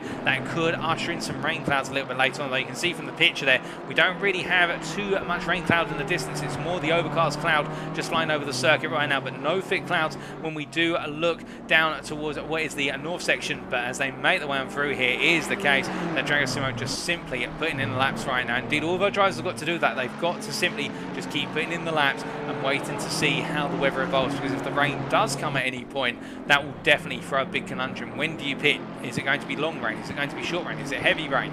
All those big questions that can only be answered when those conditions arise, and our drivers have to rise to the challenge. As we go from our P5 man to a little bit further up the order to a P2 driver, Luke Whitehead here. You can see him making his way through turn number 9 right now. It is the case that Whitehead just keeping that pace together. He has gradually been closing on Oleg Zholobov. To be fair, the gap between the two of them has come down over the last 3 laps. It was previously 2.5 seconds. It's now come down. Well, in fact, it's gone up a little bit compared to when I last talked about it. It's gone up to 3 seconds as they cross the timing line there for sector 2. I think Whitehead may have just made a small mistake earlier on this lap, because I was going to say it'd come down to 1.9 seconds, but again, there are questions to be asked about whether there's a bit of fuel saving trickery going on here. What we mean by that is Whitehead now running the car in a bit of a lower fuel mode. Perhaps he knows he's got a bit of an advantage over Zholobov. It's Zholobov pushing a bit harder and using a bit more fuel. All those things which we can't know, only the drivers will know and their strategists will know it. But right now, it is the case that Whitehead, in terms of the pace, well, that last lap from Whitehead at 34.3 versus Zholobov on a 34.0, that gap between Zholobov and Whitehead is definitely open up quite a bit. And I think it is the case that Zholobov has found that niche pace that he's wanted in this race to be able to take that lead and hold on to it. Of course, the lead being given to him to some extent by Apostle and Whitehead coming together, and Apostle having the penalty for it, and Whitehead going off circuit at turn number 12 because of the contact. But again, you take what you can, and right now for our race leader, he's definitely taking this one, and he's going to try and take it the distance. As he makes his way on through here, we do have what looks to be Rafael Donato and Cody Cosford coming together, and it looks like Cody Cosford here under a bit of pressure. He's coming into the pits, is Cody Cosford, as we see him peel on in, and that will mean that we do see one Giovanni Izzo come on through. I think there was a little bit of an exchange between the two drivers earlier on, and we can see it here, in fact, as they're making their way in towards turn number 11. In fact, the replay's focused a little bit more on what is here. We can see it in the foreground of the picture, and that was the move made by the driver of what was at the time Rafael Donato, just going up the inside into turn 13, and Cody Cosford in the impeling into the pits. So he didn't defend it too hard due to the fact he was due to make a pit stop.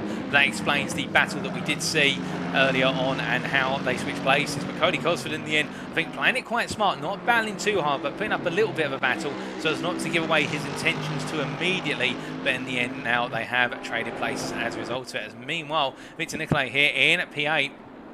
Well, he is in P7. In fact, he's found a way past Joe Coffin as they make the way in the long run down towards turn at number 12. And Joe Coffin falling back. And how did the move happen? Well, it happened much earlier on in the lap. In fact, we didn't quite catch it there, but the move was made into turn 7. That's where Joe Coffin was overtaken, and as they made the way into 8 and 9, we can see it is the case of Victor Nicolae here holding the position firm, and Joe Coffin just not able to come on back. And when we get onto this long curve straight here, the run from turn 9 through to turn 12, if the Porsche is going to struggle anywhere, it is on the straight, and that is exactly where it was the case of Victor Nicolae able to break away and simply usher himself off into the distance as they made the way up into turn 12. We return to the live cameras now. We've had quite a few replays there, but now we'll stick with the live cameras. And we do look to Joe Coffin here, as we can see the Castorino Racing Club, a sponsored machine here from Long Live the DFGT, making its way through turn number 3 and up into 4 is the Briton as he rolls on through into 4-5 and staying right there with the BMW M4 driver of Victor Nicolae. But of course, we are right now going through the more handling and technical section, which is where the Porsche is the strongest of all. But once we start getting onto these longer straights, which you can see now, we are on a little bit of a bridging straight between turn 6 and 7 as they go underneath the step bridge, and as they make the way down to turn number 7, this is where Coffin will start to fall back a little bit as he just does not have that straight line speed. As they roll on out and make their way up towards turns 8 and 9 right now, I think for Joe Coffin, he'll be thinking about just keeping it together because the driver in front of him does have a 15-second time penalty, which he will be clearing in his first pit stop when he takes his first planned pit stop, and that'll be where Joe Coffin can come back in. So I think for Coffin, he will be thinking about the longer term picture. He won't be wanting to battle too hard. As into the pits from P3 comes David Buege, the Boatley Boys driver here. And well, in terms of the timing of this pit stop, would we expect at this point? It's 45 minutes in. It is a 120-minute race. So 45 minutes and another 45 minutes on, that take you to 90 minutes. So it's about the right time for a pit stop here, and I think it is the case. A lot of our drivers wanting to go long for the opening stop just to simply see how the weather plays out, and then as they make the way into that second stop now, they have a bit more flexibility here for what is the purposes of that second stop. I wouldn't be surprised if we see some very long pit stops, the opening pit stops, for the simple reason drivers will want to put the fuel in the car to get them to the end, because we have seen full fuel tanks last the drives between 75 to 90 minutes, or as close as possible to 90 minutes. And well, David Buege, well, he's still having that pit stop. He's dropping down the order somewhere. He's dropping all the way down to P9 on my timing screen at the moment. He'll be leaving that pit lane in short order, I believe, but it's a very long pit stop for Boatley Boys, and indeed I think they are putting all the fuel in the car in order to be able to get that machine to the end should the weather go a particular way, which I think is a very sensible approach, all things considered. But we're looking at Luca Dogano right now, who's moved up to P3, the Cortec Racing at 1 driver, as he makes his way out of 9 and down towards turn number 12 he goes. And for him, again, a bit of a silent race right now, but silence can be good given the fact that he is enjoying the track position advantage over the likes of, Dragosimo and Sebastian Apostle as things currently stand. As he makes his way on through here, I can tell you that the Boatley Boys driver of David Buege come out the pits. He's only recently come out. He's dropped all the way down to P11. And what does that translate into in terms of strategy? Well, he spent the best part of 33 seconds in the pit stationary with the car being serviced.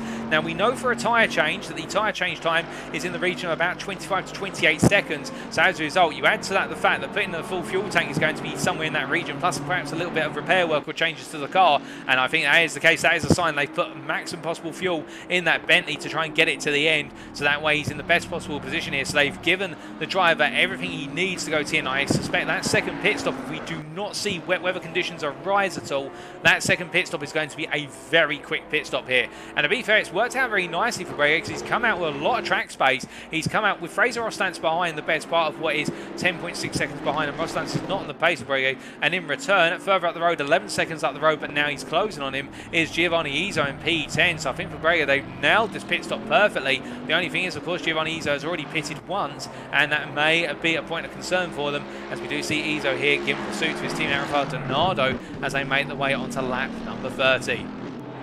Now, as they roll on through the corners here, the two Italian drivers, they will be thinking about the team strategy. They will not want to impede one another from a strategic perspective, but I do suspect the way they may choose to play it out here is the fact that Giovanni Izzo just doing everything he can in order to be able to stay with his teammate and perhaps try and get ahead of Donato at some point and give him a little bit of slipstream down the straights.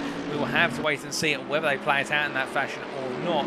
But right now it is the case that Giovanni Izzo just pushing on here. And in terms of the pit strategies, he is the highest placed driver in the grid right now who has taken one of the scheduled stops, and we'll wait and find out whether that's going to work out any favours for him. But the track not evolving too much at the moment. Track temperature has dropped down by another degree centigrade, down to 20 degrees now, and that may just affect those tyre pressures a little bit and those tyre temperatures to a small degree. But it's not a huge change. We've still got very drastic winds here. 11 kilometres now southwest wind at this point in time as they make the way on through.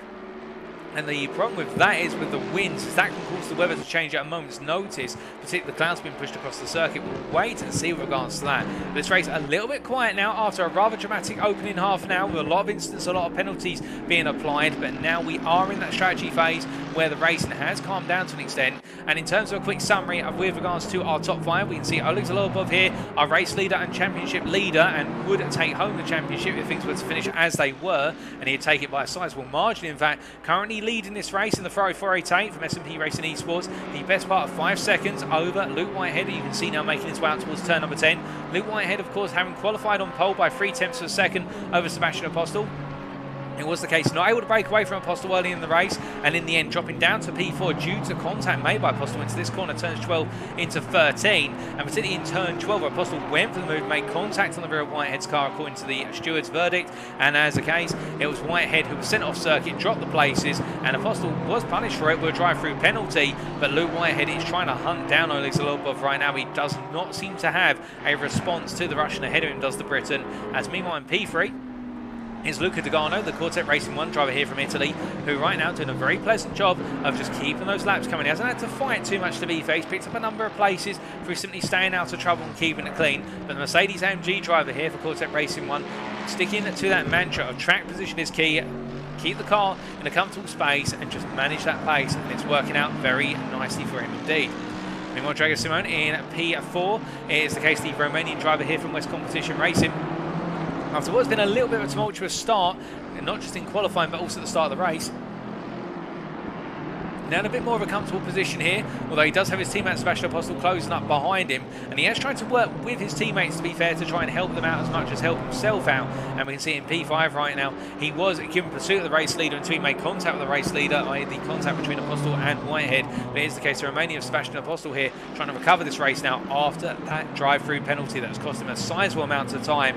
And well, that has really been the story of the opening half now. A lot of rather aggressive moves into corners where moves do not normally happen, or particularly moves at very short notice. And well, we can see Apostel trying to regain the time he's lost, as meanwhile we have a new fastest lap, and the man to watch really here, and he is thriving. The Boatley boys, Bentley of what is David Boega here, the German driver, he's just set the fastest lap. He's reduced it to a 33.417. He's recently pitted, that's why he's down in P11, but they've put a lot of fuel in the car, and well, if that's to take the car to the end, there's no surprises about the fact that they'll be feeling confident and they'll wanting to push, given the fact that the driver right now really seems to be on form and enjoying the Misano circuit. We'll wait to see, but Boega right now I think he's definitely looking at a potential top 5 finish here today, if not a chance of a podium here if he can keep his pace up. But he does have to keep in mind that he does have ahead of him Giovanni Izzo, who's also pitted once already. Again, we'll have to wait and see how the strategies play out here. We do know that Quartet Racing 1 typically overfuel their cars at the start of the race, in terms of they fuel them as long as possible, so that way they don't have to take on much fuel in the pit. Will we see that from Izzo? Will we see a similar strategy to Breguet, or will we see a split in the strategy between the two opposing drivers? We will have to wait and see. But meanwhile, we look from them to P5 man of what Sebastian Apostel chasing after his teammate, as we said earlier, and given that hot pursuit right now, I think it is the case. It's going to be one of those situations whereby he'll look for that move sooner rather than later, as we ride on board here where possible, as he comes down towards that braking zone of turn at number 7, and then he rolls on into that braking zone here, looking rather feisty indeed as he hounds the back of his teammate. And will he go for the move into turn 8? He's all over the back as they make their way to the braking zone. He's going to look throughout the inside into 8, and he's going to go for the move into 9, and Simone gives him the space, to be fair. And I think in the end they may have set that up that way. It's the case that Drago Simone gains the slipstream in the run down towards turn number 12. Now, will we see a potential comeback move here? I think it would be dangerous for the two teammates to go for it in terms of that comeback move into 11-12, and you can see Drago Simone just slightly pulling out the toe there and that is to cut a little bit of the overspeed advantage he gains through 10 and 11. And as they make their way down to 13, it's the case that Apostle has gained the place and will now be going hunting after Luca Dogano, who is 5.9 seconds up the road, I should clarify. And well, Luca Dogano will be all too aware of the fact that he does have a very fast and furious BMW M4 in the hands of Smashed Apostle, chasing after him and looking to gain as rapidly as humanly possible. As they make their way across the timeline, and already Apostle gaining 3 tenths in that final sector alone. And to be fair, I think the lap time say, that last lap from Apostle at 34.2. Luca Dogano, by comparison, we now look to a 34.8, and that tells the story. 6 tenths of a second gained by Apostle versus Dogano on that last lap, and I can imagine that gap is only going to come down even further as the laps continue to accrue.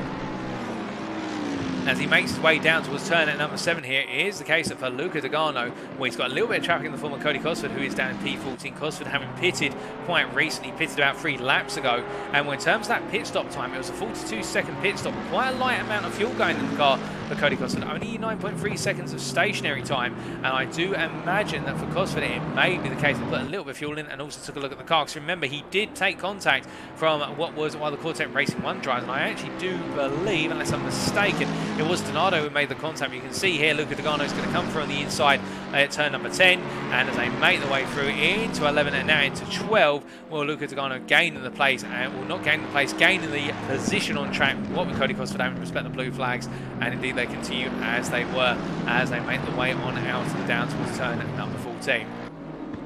But meanwhile, we look from them to Rafael Donato here, who's continuing to chase after Giovanni Izzo. Now, as he makes his way around here, Donato not able to find a way past his teammate, but I don't think he'll be too worried about finding a way past his teammate, as we see Cody Cosford into the pits for a second time here. So I think it's the case that Team Ballers have decided to get their pit stops out of the way for their driver as soon as possible here. And I think Cosford will be talking to the pit strategists with regards to this strategy. And, well, what are they planning is the big question.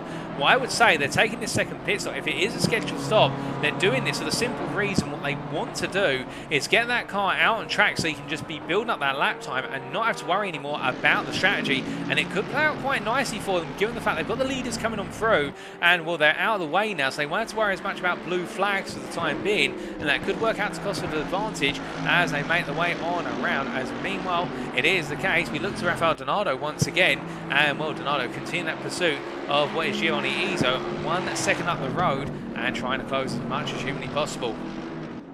As he makes his way on through here, we do a look from the midfield up towards the top of the field, and we look to Luke Whitehead once again, who is not gaining on Oleg Zholobov too rapidly. Although that last lap, to be fair, Whitehead gained a temp. It was 34.4 versus 34.5. But now as they come through turn number 14 and up into 15, will we see that trend continue? Or will there be a buck in the trend? Well, there's going to be a buck in the trend because Luke Whitehead comes into the pits here for his first scheduled stop. And of course, he won't want to be bitten by the speed limiter line there. He's been bitten by it before. If you remember back to Snetterton, we'll talk about that. That's the last race that we were covering. And it is the case that Whitehead at this point in time, in pitting early. Now, what can he do in this situation? Well, I think what Whitehead's got to think about here is who is he really racing with at this point in time? He's obviously racing with Zholobov. He wants the win versus the driver we're looking at now. Zholobov gets hooked there on the exit sausage curb of turn number 6. Got to be careful though to get hooked too high, and that will launch the car into the stratosphere. You think I'm joking, ladies and gentlemen? I can tell you, having raced on the sim in the Ferrari 488 around here at Misano, it is the case. You go a bit too wide out of turn number 6 and hit those sausage curbs square on, you'll be lifting that front axle right off the floor, and that is a horrible feeling when you're behind the steering wheel. I can only imagine if it was happening in real life, and I've seen that with some drivers in real life taking off by hitting speed bumps, or by taking off, I should say, when hitting sausage curves, and it is not a pleasant experience as we see Zholobov here continue to lead this race. But I think for Whitehead, the challenge that he has is, where's he coming out? Well, he's coming out behind Fraser Rostance here, who he'll be a little bit annoyed about the fact he's coming out behind a driver who's a lap down on him. I think Rostance will move quite quickly out the way, so it won't cost Whitehead too much time. But as he makes his way out of the pit lane here, well, it's going to be the case they'll both be getting themselves back up to speed now as the camera focuses back on as they come on out. Now, as he makes his way down to the braking zone, you can see Rostance there. So Whitehead has come out in pit lane. Rostance moves out of the way immediately. Fair play to Rostance, respecting the blue flags and also Whitehead's beams. As they make the way down through 4 and into 5, I think Whitehead right now is battling to try and beat Luca Dogano out of the pits here, because I think the two drivers are going to come out quite close together. Now Dogano, by comparison, well, if we have to go by what we've seen of Cortec Racing 1, they always try to go for track position first and foremost and stay out of trouble. But given the limited number of cars on the circuit and the fact that Misano circuit's quite a long circuit, it doesn't look that long given the lap times that we're seeing, only 1.5 minute laps, but there's quite a lot of straights here which add to that length.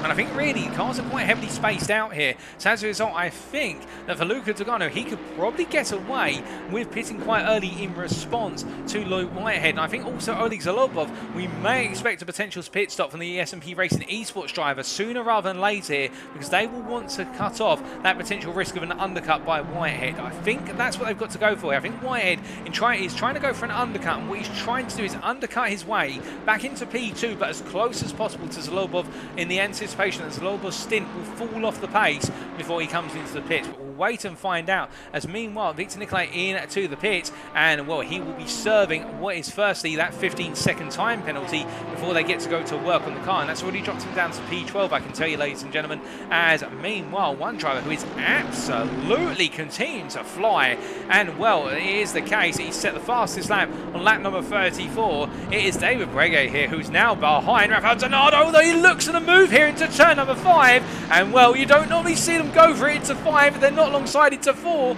but Breguet definitely putting a message through, which is he wants it, and well, Donato gets it all sorts of run coming out of 6, and as they make their way down towards 7, the Boney Boys driver here right up the inside. Now he's just got to nail the braking zone and get it nicely parked on the apex, which he does, and that is P8 for the German driver as they make their way in towards turns 8 and 9. And then rolling through under braking here. Will we see Donato try and come back? No, but now the problem, of course, is for Breguet is the fact that he's in one of the slower cars on the straights by default. The Bentley not too strong on the straights. Meanwhile, that Mercedes AMG, one of its major strengths is its straight line speed as they come up towards turn number 10 here. And you can see you've got the AMG all over the back of the Bentley, but it's nowhere near close enough. And I think it is the case that the Bowley Boys team have got their driver literally on form here. As you see Donato very close under braking there, coming on through the corner. We look to ride on board, looking down the rear wing, and you can see it is the case that Breguet, he got the move done. I think in the opening half of the lap, that is where he excels the most and where that lap time is, but he's got to be wary of the fact that Donato is not letting this one go. He is trying to stay with him as much as possible, but you can see that as they exit out of the corner, Breguet just able to open that gap a little bit, just able to use that low gear torque that the Bentley has at its disposal to stay ahead, as meanwhile the Mercedes AMG, that V8 engine, just not able to deploy it as aggressively, coming out of the corners without that threat of snap oversteer as they make their way out of 3 into 4, and this is where Breguet will start to open that gap up a little bit more here. But the Bowley Boys driver, that was a critical overtake, and now he's got an even more critical one coming up, which is Giovanni Izzo, who's already made a pit stop much like Breguet, and if Breguet can get ahead of Izzo, that will mean that effectively he takes the overall strategic lead of all the drivers who've already made a pit stop. Now as he makes his way into turn number 7 there, we look to the exterior cameras, and it's a drive-through penalty for Victor Nicolae, who comes in immediately. Now we are taking a look at whether that has been awarded due to track limits, alternatively due to contact with another car. Well, we're not seeing anything with regards to contact with another car, so I do believe that is a drive-through penalty for track limits for the Romanian driver here, and those track limits have bitten him so hard here at Misano. This race is falling apart, and this is not the way he'll have wanted this championship to end. Right now, he's at risk of losing P2 to Castorino if things continue as they are, and Castorino gets further up the order, but we will have to wait and see. And when I say P2, I mean the championship order, although it's going to have to go some. Castorino's going to have to try and find a lot more place out on circuit, but Victor Nicolae, it says he's P12 there. When he leaves the pit lane, that will be P14 as he crosses the sector lines in a short order. And well, here's Amedeo Castorino, who right now does have Cody Cosford behind him, who's in P14, and who's the first of our drivers to have made both pit stops. So right now Castorino needs to push and needs to keep on pushing if he wants to try and snatch back that P2 in the championship when all is said and done. But meanwhile, looking from him to a little bit further up the road, we can see we do have Sebastian Apostle here, who currently in P9, the West Competition Racing driver, having made his pit stop, the first of his pit stops here, and coming on now, it is the case he's going to drop down to P9 in the position, and as he makes his way on through, I do believe he's now going to have to go hunting once again as Luke Whitehead. Well, he made that pit stop, and now he's come up behind traffic. He's immediately going the offensive versus Donato. There's a tiny tap between the two of them there, but Whitehead getting the move done, and Donato, as he turned in, going inside. Oh, there's a push on the inside, and that tiny tap, I think, having to open the steering lock at the last minute. But Luke Whitehead not hanging about as Oleg Zholobov is into the pits on the race lead, as is Luca Dogano from P2. So all the pit stops are now kicking off as we've just gone over halfway through the 2-hour race. And, well, we will wait and see with bated breath how close Whitehead is going to come out, or whether this has cost him that attempt to an undercut, has cost him on the first pit stop as he rolls on through turn number 11 and coming up into 12 very shortly as he goes through the right-hander into 13. And, well, I can tell you that Oleg Zholobov is still in the pits right now. They're still servicing the car. There's still some time to go. And we'll have to wait to see what's going to happen there as Luke Whitehead comes on through. We can see that is the case, peeling into the pits. That was Giovanni Izzo coming on in. And, well, Luke Whitehead comes on through. Where's Zholobov? He's coming out of the pits now. Zholov's going to go across that timing line very shortly to exit the pit lane and go off the pit limiter. And it is the case that he comes back out. Zholobov in the lead of this race. Where is Whitehead, I hear you ask? He's just coming through turn 2 and into 3 right now. And where is David Brege? Well, David Brege is in P2. So this is how it's all worked out right now. The Bowley Boys team have got their driver into P2. And it is the case that Luke Whitehead, in having made that early stop, he made the undercut, but the undercut has not worked out for Luke Whitehead this time around. But will it work out later on? That's the question. But David Brege with that long pit stop, and to be fair, Whitehead having a similar length stop in terms of that stationary time, 32 seconds stationary for Whitehead versus 33.3 for Brege. Well, in the end, I think Whitehead has just been compromised in terms of where it played out in the traffic he came to. Brege just had no traffic. Meanwhile, Oleg Zholobov, who's 3.4 seconds up the road here, the S&P Racing Esports driver with a stationary time of 32 seconds as well. He's got to be wary of the fact he has got a Bentley that is hell-bent on chasing him down right now, and Will Bodie boys are looking very good here. Potentially, if things carry on as they are and a little bit of lady luck goes with it, as luck intervenes in all things, no matter what happens in life, is the case we could be seeing a new winner, and it will be in the form of the Bentley here of the German David Brege. We will wait to see how that would be a fairy tale way to wrap up this championship, I can tell you that much. As meanwhile, with all the pit stops that have played out, and it's the case we can see Victor Nicolae here coming through in P11 now. He's going to take the place of Castorino, who's in the pits and currently underneath my commentary box window, as we see Victor Nicolae making his way through turn number 11, and not turn number 11, turn number 3 and up into turn 4. He's far away from turn number 11, misreading numbers here, and as he makes his way through 4 and up into 5, my goodness, this pit window has definitely thrown up some interesting surprises, and it is the case that we have seen, well, where is Luca Dogano, I hear you ask? Well, he's come out in P5. A long pit stop there for Luca Dogano, 34 seconds stationary. And it is the case, still well within there, well within the battling, but I think it is the case the Italian just having that longer stop, and also not quite the pace compared to his peers around him on those laps, and as a result he's lost out a little bit. But Dogano, I think, will be happy with that P5 position right now and looking to try and hold on to it come the end of the race, as we check in with you guys and girls in the chat, and we say hello in the Facebook chat there to Matt Emmons, who very kindly, it's very nice of you to say, and I'm pleased to be back, Matt. It's good to be back, and it's good to see you tuning in as always. As we can see here, Luca Dogano making his way down towards turn number 7, and as he does 40 laps of this race complete so far, we are 1 hour and 5 minutes in. We have 55 minutes plus the final lap still to go here in the season finale of the Next Gen Racing World Tour Season 1 of Assetto Corsa Competizione. And, well, so far the story has been a story of a lot of early drama and also some drivers with some serene strategy and pace. And, well, let's just take you down through that order of our 15 drivers around the circuit right now. In fact, I'm just going to pause there very briefly, ladies and gentlemen, because we do have to look at Victor Nicolae, who's coming into the pit to take his second scheduled stop, we understand, and we will cover his story and why he's so far out of position compared to where we'd expect him to be. Indeed, this race has been full of drama for some major championship contenders. We started this race with 16 drivers, and, well, we have lost one. We have lost Harry Phillips due to a technical fault on his Porsche, whereby the pedals, particularly the throttle pedal, just not working anymore, but the brake pedals as well, just the whole pedal system collapsing for Harry Phillips, and as a result, it is the case that Harry Phillips is not able to get the car back out on the circuit with Well Things Racing. We do miss them, and we hope to see him in future series, but that was our P3 driver in the championship out of the race before we reached what was the hour mark. But let's go down that order. So starting off then with our race leader at this point in time, he is leading this race by 3.4 seconds as it currently stands, and it is the Ferrari 488 GT3 Evo of Oleg Zholobov here from S&P Racing Esports, who, having started on that second row, had a very good start, stayed in what was at the time P3.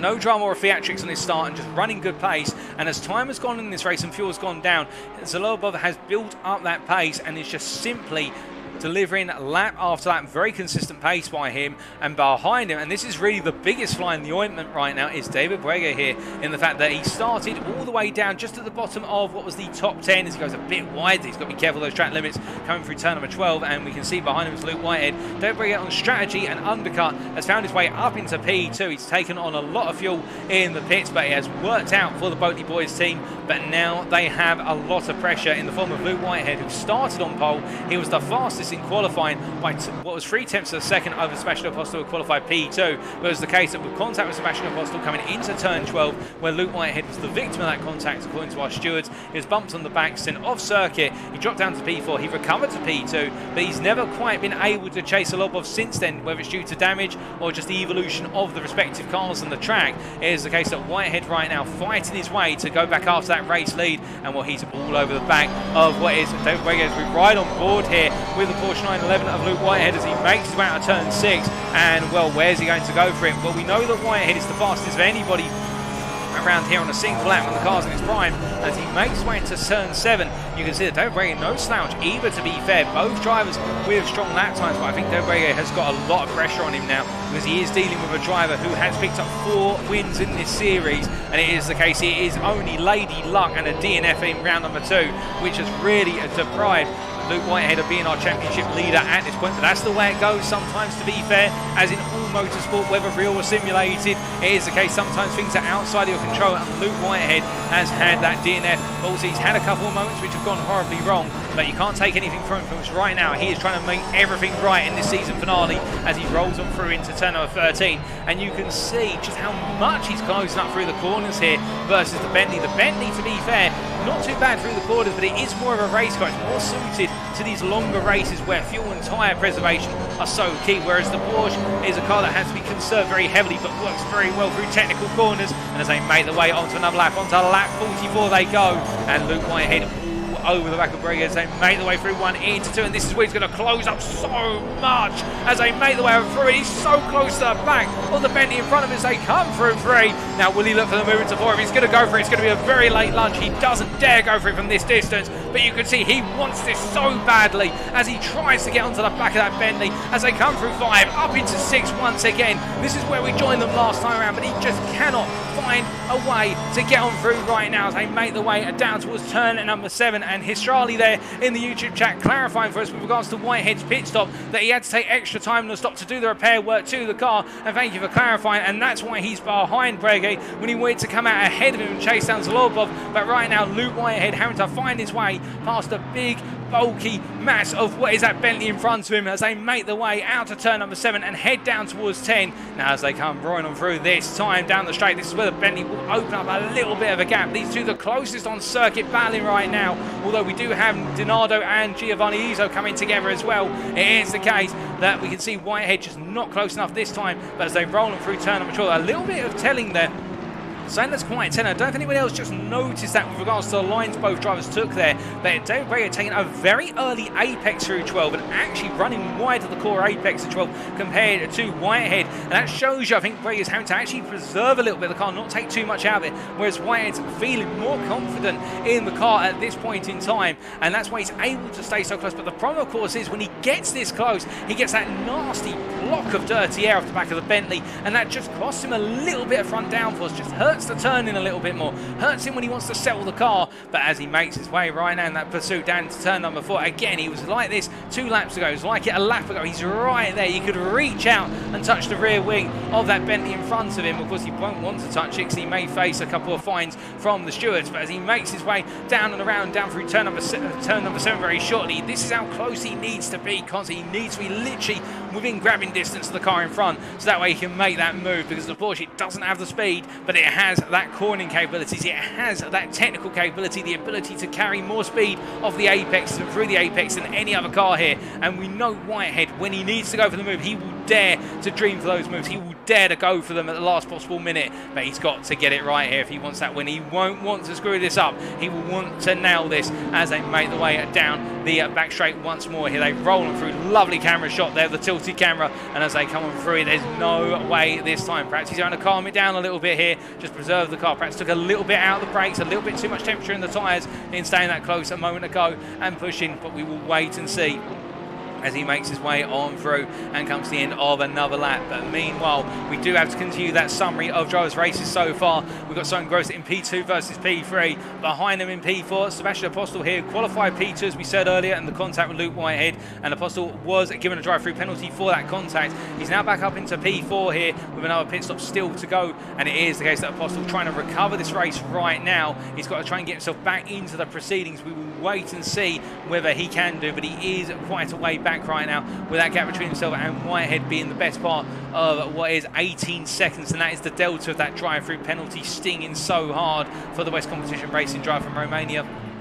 Meanwhile, in P5 and enjoying another quiet and collected race is Luca Dogano for Cortec Racing 1 here, who started down towards the bottom of the top 10, but it is the case that through holding track position and staying out of trouble, he's moved up to P5, but only 3.5 seconds behind him is West Competition Racing's Drago Simeon here from Romania, and his teammate just behind him there, albeit a lap down, is Victor Nicolae in P11. But focusing on Simeon here, it has been the case, a great qualifying session for Simeon, qualifying in the end what was P4, but in return, what essentially happened over the course of the racing is he's been involved in a couple of minor incidents, plus also an off, and that's seen him drop down to P6, and also some difficulty in the fact that he's had to try and work with his teammates in order to enable them to move up places as well, and it just has not gone West Competition Racing's way today so far. But it's P6 right now. He'll be looking to try and snatch P5 of a Luca Dogano a little bit later on, as he is gradually closing that gap to Luca Dogano lap on lap, but we will wait and see. Meanwhile, in P7, I can see in the YouTube chat there, Maddie Miller saying and cheering on this driver. It is Joe Coffin from Long Live the DFGT, the Briton here, having had a bit of a difficult qualifying session, has found his way up into P7. He's taken one stop already. He is currently quite a bit of a gap off of Drago Simeon, but he has got an 8.4 second advantage over Marcus Fox, who's in P8. And as Coffin comes through here and up into what is the end of Sector 2, it is the case that right now chasing after what is the BMW M4 Simone, and the gap between the two of them, quite an excessive gap as they roll them through. But Joe Coffin's race has been a very quiet one, to be fair. Not had to make too many overtakes or moves, but he's just simply been keeping it together and driving it smart, as I do believe we have just had another retirement from this race. Now, who has retired, I hear you ask, and I do believe, unless I'm very much mistaken, well, I'm trying to figure out who has retired. My apologies, ladies and gentlemen, it's the case. We haven't heard anything right now. We will try and find out. It is Amedeo Castorino, who I think has had a retirement from the race, and well, with Castorino retiring, we're now down to 14 drivers, and Castorino was P4 in the championship, and with both him and Harry Phillips retiring from this race, that does mean, as I understand it, neither of them will gain points, and Harry Phillips will end up finishing P3 in the championship, which, well, that is absolutely surprising. I think that is due to technical issues with the car for Amedeo Castorino. They've had to bring it in and retire the car, which is a disaster. But meanwhile, Marcus Fox in P8 here, in the Austrian driver, well, he started all the way down the order. I think it was down in P13, unless I'm very much mistaken. In fact, I think it was P12, my apologies. But it is the case, the Austrian driver here, again, just kept it together, no trouble. He's made a couple of moves as well, and he's up in P8 and enjoying the pace right now. And he has got an advantage over Giovanni Izzo here. Giovanni Izzo P9, the Cortec Racing 1 driver, and literally attached to the rear of him is his teammate of Rafael Donato, albeit it is the case that Izzo has already taken both of his pit stops. Meanwhile, Donato has yet to take his second stop, and Donato pulling out the slipstream there, and I do wonder what they're trying to do, these two, whether they're trying to get Donato to what is a later stage of the race in terms of fuel by having him tuck in behind Izzo and do a little bit of fuel saving when tucked in the slipstream here. But it does look as though these two should be swapped around at some point, because Donato is looking the faster of the two drivers as they make their way through, and really they have been attached like this together for quite some time, the pair of them, as we see Donato here looking up the inside as they come out of 9 and make the run up towards 12. They'll come through turn number 10 first as they make the way on through. Donato on the inside, he's going to go for it here, and he's starting the move nice and early. He's gone into 11, and well, I don't think Izzo's going to have a response unless he cuts back to the inside nice and late into 12, and it isn't the case. Donato does move up in the end, and I think they needed to make this switch because Donato was looking the faster of the two for some time, and he's finally gotten through as they make the way down and around and down into turn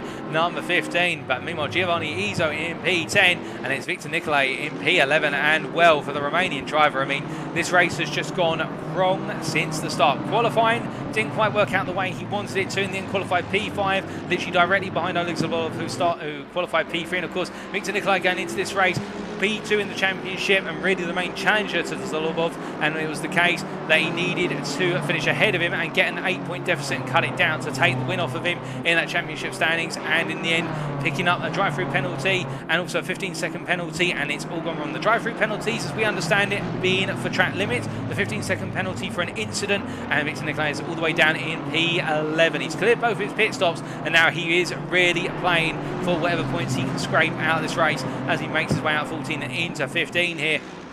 Meanwhile, Fraser Rostant standing P12 is against the next-gen racing driver here in the Lamborghini. Not quite on the pace of his peers, but putting in a solid performance all the same, and perhaps hoping for 1 or 2 more retirements to potentially sneak away over the top 10, and he's yet to take his second stop. Cody Cosford at P13, an unfortunate one for Cody Cosford at the start of this race. Contact between himself and Rafael Donato, seeing him drop all the way down the order with sizable damage on the car.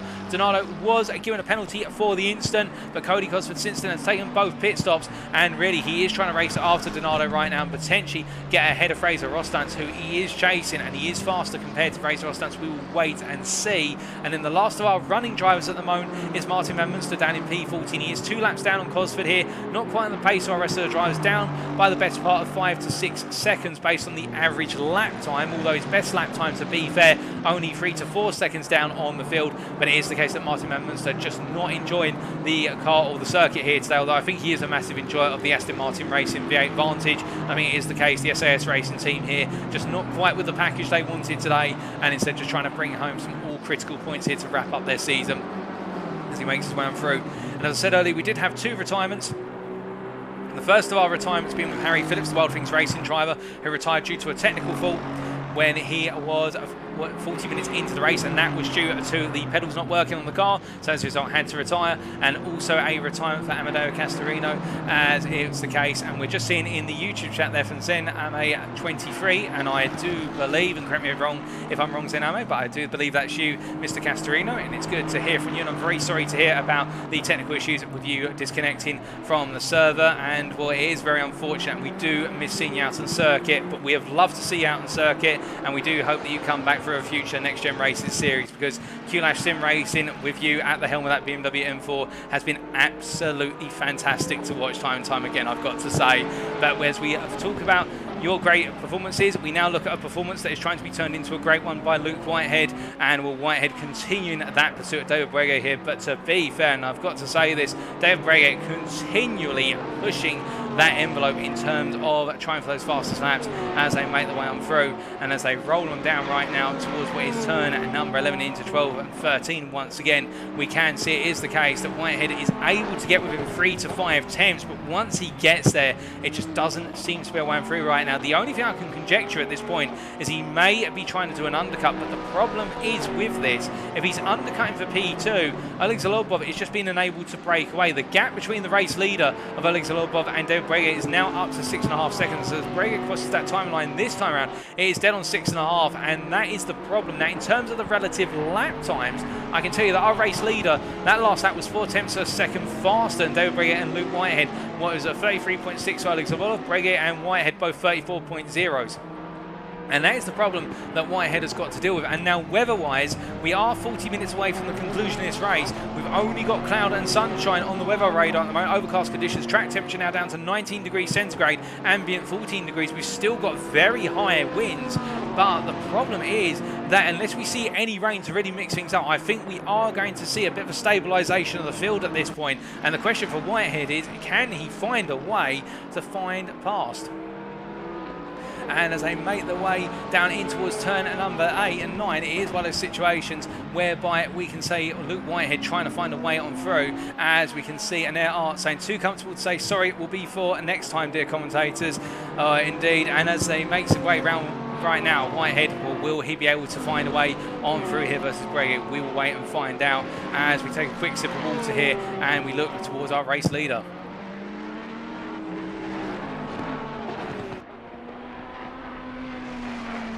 Zholobov here coming on through into turn at number 15 at this point, and just rolling this race very nicely on through as he comes down and around. But the closest race in action right now is that battle for P2.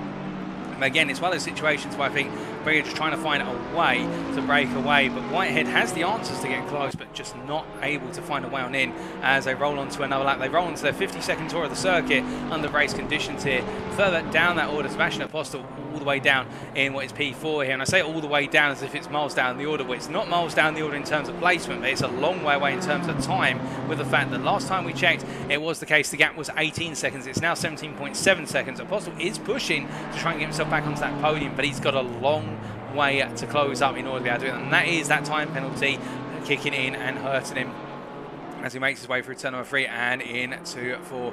But meanwhile, we do check in with our stewards once more. And as our drivers come roaring on through, it is a situation whereby we can see no more stewarding coming at this point in time. It is okay, so stewards have got a bit of a quiet one right now, and they are just waiting in the stewarding booth to see whether anything else needs to be investigated, but nothing for now, as we do have 38 minutes on the clock and continue to coming on down.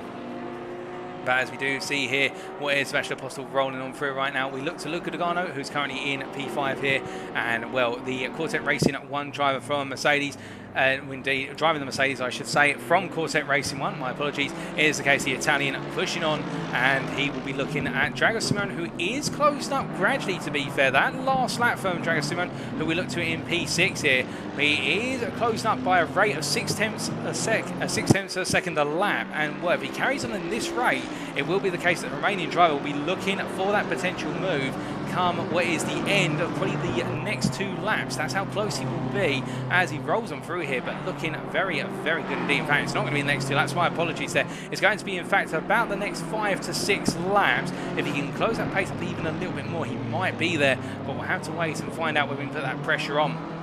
And we'll see how the lap time plays out this time around when he comes to the end of this lap as he makes his way on through. But Luca Dogano, to be fair, putting in very consistent laps, but just not quite there on the pace versus the West Competition Racing drivers. They both made their way out Misano corner. For Luca Dogano, that lap was a 34.6. Drago Simone, meanwhile, a 34.0. So 3 tenths of a second gap gained on what is Drago Simone there. And, well, it is the case that, well, in the end, I think Luca Dogano had a bit of an off lap for the previous one. So, in fact, that gap is coming down, but not an excessive rate. I think, in fact, it will come down within the next 10 to 13 laps if it continues at that 3 tenths of a second closure, given the gap is 4.3 seconds as it currently stands.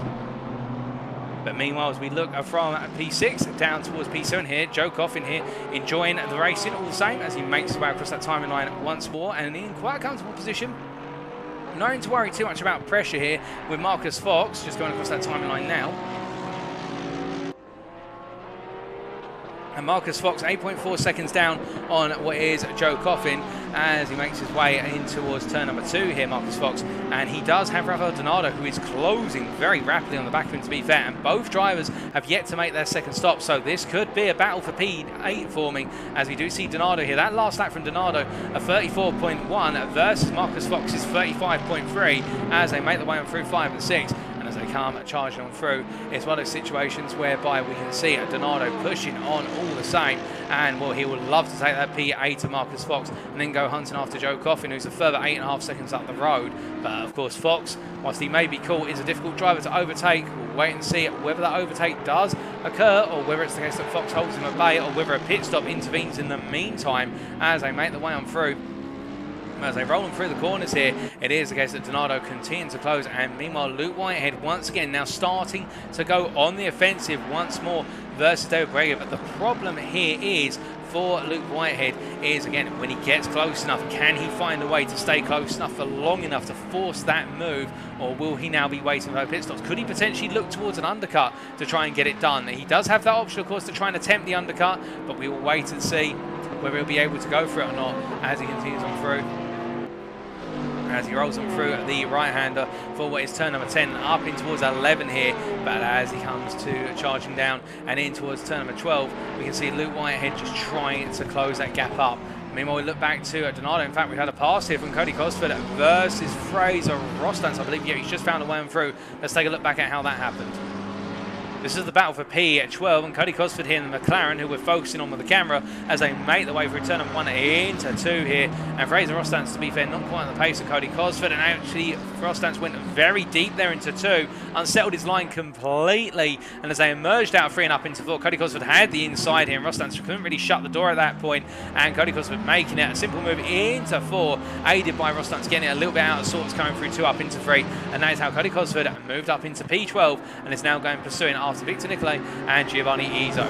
Meanwhile, Donato here all over the back of Marcus Fox. He's finally there and he's looking for it, and we ride on board with the Cortec Racing 1 Mercedes as they make their way into turn 9. Now you'll see at that case Donato going very deep there into turn 9. That's intentional. It will slide on the apex, but it gives them the best possible exit in the run up towards turn number 12 in terms of straight line speed. And as they make their way through here, this is where the Mercedes really eat into the Porsche as they make their way through 10. He's looking for it potentially. He's getting very close. It's the case though. He looks to the outside, but Fox covers him off nicely. And as they come through 12 and into 13, Donato looking to try and force the move early, but it wasn't going to happen. Now, where else could he go for it as they make their way through 14? Well, I think the idea will be for Donato. He needs to find a way to keep that speed advantage. As we ride on board with the rear, looking from the rear wing of what is Marcus Fox here, looking back towards Rafael Donato. Wonderful view this is, so it gives us an appreciation for just how rapidly Donato close up on the straights. But as they now come into the opening 3 corners here, that very aggressive direction change from 1 to 2 to 3,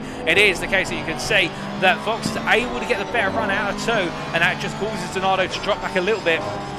As they exit out of 3 and into 4 now, it's the case that Fox really needs to nail this exit, because if he doesn't, it will be the case that Donato is going to be right there in the run down towards 7. It's only a short run from turn 6 to 7, but it could be enough of a run as they come out of 6, and as they make their way underneath the billboard.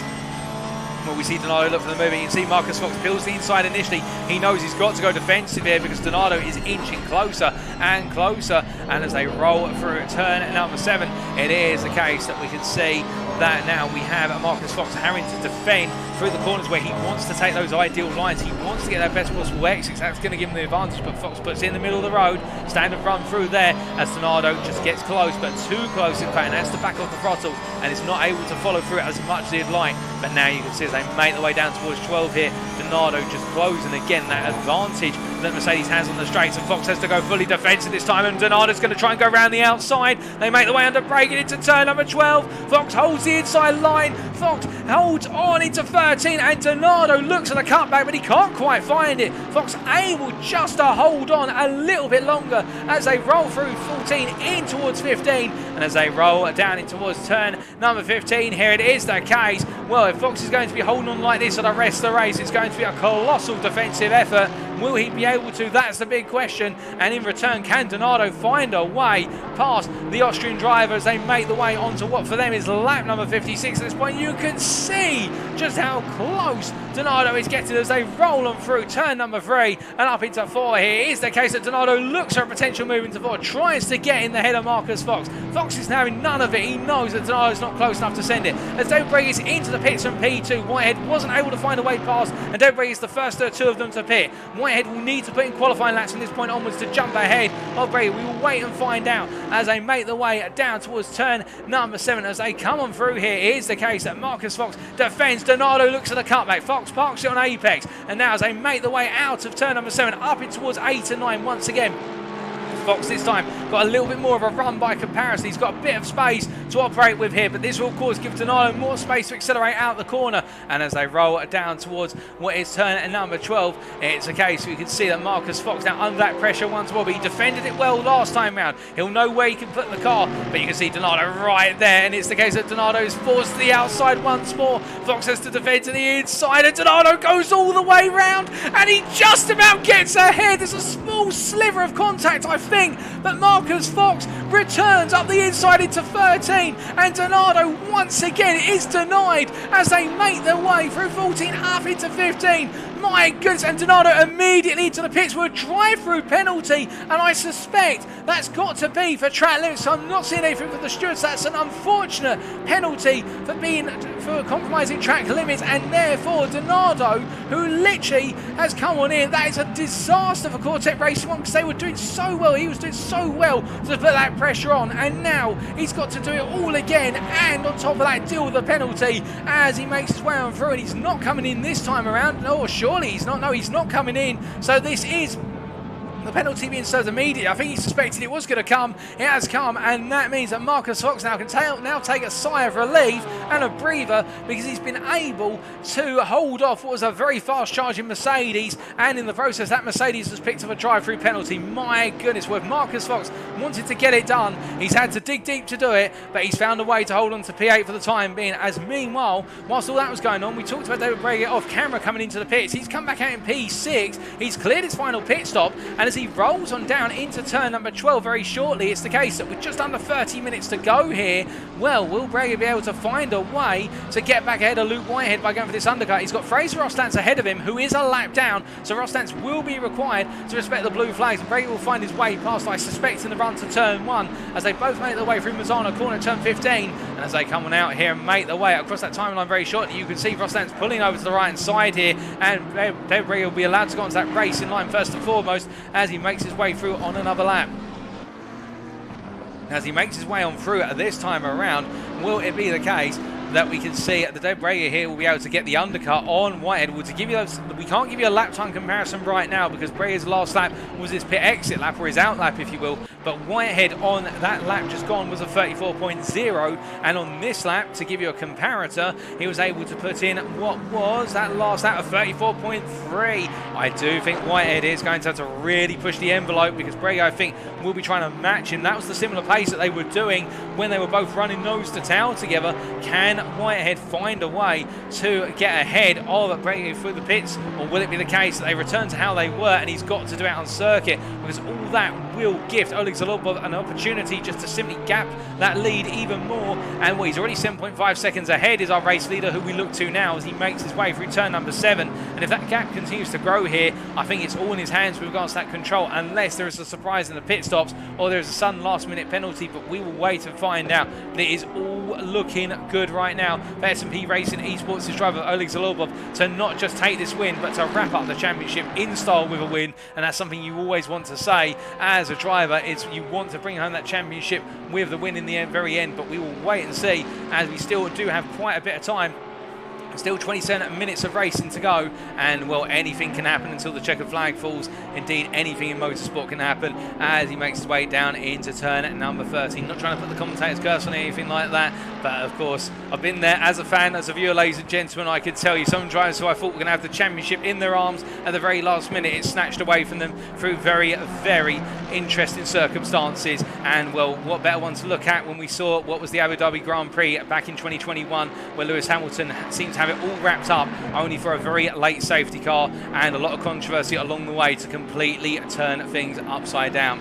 But still, looking from the past to the present, Zholobov seems to have this in control right now, as Drago Simone, meanwhile, is continuing to push on here, chasing after Luca Dogano, who is 3.5 seconds up the road. And to give you an update on that battle, well, the gap is coming down in favour of Simone, but the difficulty is that the two of them are not lapping too distinctly in terms of lap times. Drago Simone, that last lap of 34.7, Dogano at 34.9. Meanwhile, this time around, as we see Luca Dogano make his way out the final corner and across that timeline, the Italian, what will he do come the end of this lap? It is going to be at 35.3. Meanwhile, Drago Simone, by comparison, it is at 35.2. The two of them are lapping very similarly, as we do see Rafael Donato into the pits one more time. Martin Van Munster also clearing his second and final stop here, so a couple more pit stops. We've still got the best part of what is there, 8 pit stops to go on our board on the left hand side of your screen. And as our drivers make their way on out right now, it is the case. We can see that Oleg Zholobov just carrying on through here, and meanwhile, well, where is Whitehead? Here he is coming through the picture as he makes his way into turn 10. And to be fair, even if he doesn't bring home the win today, I think given how up and down this championship has been and the heartbreak that has occurred over the course of the championship, he can give himself a pat on the back, because nobody else can say that he's picked up 4 wins over the course of this series. And well, if we wanted a little bit of drama to add to the mix right now, it is the case that Rafael Donato with a stop and go 30-second penalty for what is, well, I believe that's speeding in the pit lane. Unless I'm very much mistaken, it is speeding in the pit lane. He's been given that stop and go 30-second penalty, and that is an absolute shame for Donato right now, who was looking quite good to finish inside the top 10. Well, that aspiration has definitely been shattered now. But meanwhile, in that building battle for P4, well, we believe it's effectively P5 when all the pit stops have cleared. We can see that Drago Simone right now chasing after Luca Dogano, and well, that gap has come down to 2.8 seconds. It is continually coming down, as I do believe that Luca Dogano has actually had to find his way past Victor Nicolae, and it is the case.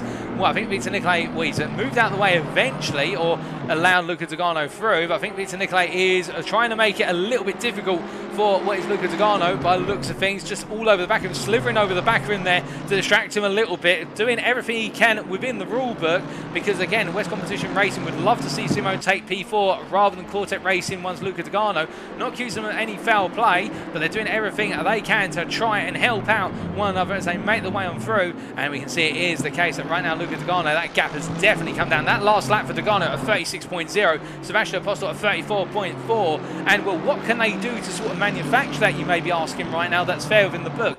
Well, you can imagine that for Victor Nicolae, of course, he being a lap down on these guys, he's expected to respect the blue flags and enable the lead lap drivers to come on through. But given there are some sections of this Misano circuit which are quite tight and don't lend themselves necessarily to lapping over opportunities or overtaking opportunities, you can imagine when they're going for a relatively tight section, Victor Nicolae may not move out the way immediately or provide that opportunity to be overtaken by Dogano simply because it's a tight section. So what he'll do is just simply stay on the racing line, which he is permitted to do based on the SRO FI rule books out there. But as soon as they get to a wider section of the circuit, that is where Dogano will be let through, and really that wider section of the circuit is, say, coming out of turns 13 and 14 and going up towards 15, the circuit widens out a bit more. Meanwhile, you can imagine that when Drago Simone, who we're looking at right now, and we're focusing on the rear of this group of three, when he gets up behind Victor Nicolae, I can imagine that Victor Nicolae will do everything. He'll move heaven and earth just to simply get out of the way, even if it's the worst possible place to get out of the way. He'll do it if he needs to even put the car slightly off circuit, not to compromise his teammate in terms of lap time, because that gap has definitely come down. That gap has come down from what was previously in the 3-second region. It's now come down to 2.7 seconds, and that is how you can manufacture it. And we've seen that in motorsport a number of times, in the fact that sometimes when your teammate is effectively a lap down, they can be used as a little bit of a tool to help bring the gap down even further, but we'll wait and see. As meanwhile, we have had another retirement from this race, in fact, and that is Rafael Donato, who has retired with that stop-and-go 30-second penalty. And I think at that point, just expecting that the car was going to finish right outside the top 10. And, well, it is the case that they've decided to box the car. And that is all said and done for Rafael Donato's race, as we are now down to 13 drivers remaining. We started off with 16, only 13 more to go. And as they make the way on through, it is the case that Giovanni Izzo here, as we just try to find Izzo on circuit. And here he is in P9, the Italian, the Corsa Racing 1 driver here, pushing on after Marcus Fox, but the gap between himself and Marcus Fox, 6 seconds, and well, it's not coming down at the moment, two of them matching for lap time. But the big question, of course, we are still asking is, when will we see the undercut attempted by this man potentially pay off or not pay off versus this man of Luke Whitehead here? Will he be able to overcut on David Wege and find a way to hold on to that P2? And in terms of the relative lap times between himself and Zholobov, our race leader,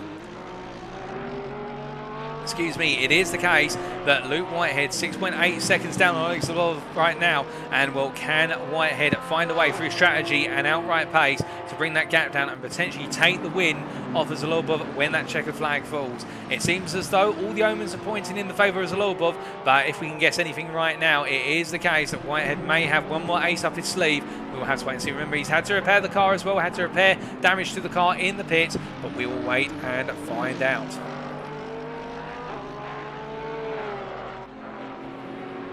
But as they make the way on through, it is the case that Luke Whitehead doing everything possible right now to push on through, and well, those lap times looking very consistent indeed, and well, Zholobov responding with very consistent lap times. To be fair, both of them want this very much so as they make the way on around.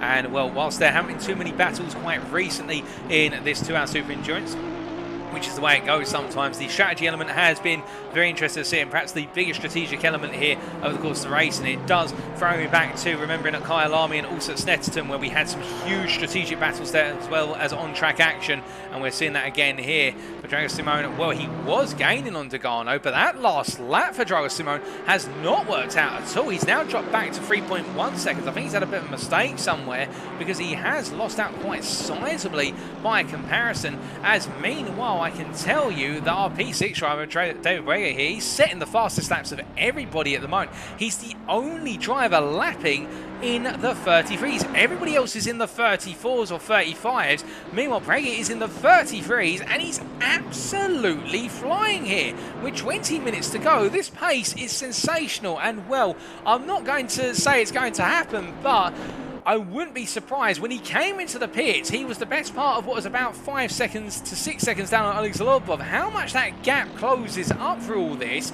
it's your guess as good as mine, but I can imagine if he was close enough, he might even try and dare go for the win here right at the end of the race with 19 minutes to go.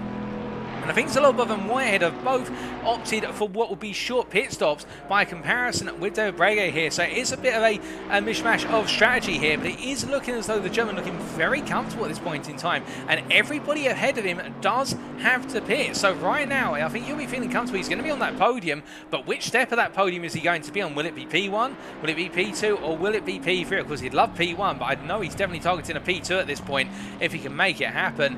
But of course, the problem for him and what he would be hoping for is that he would see Whitehead and Zholobov close up a bit more and battle one another. They can cost one another time.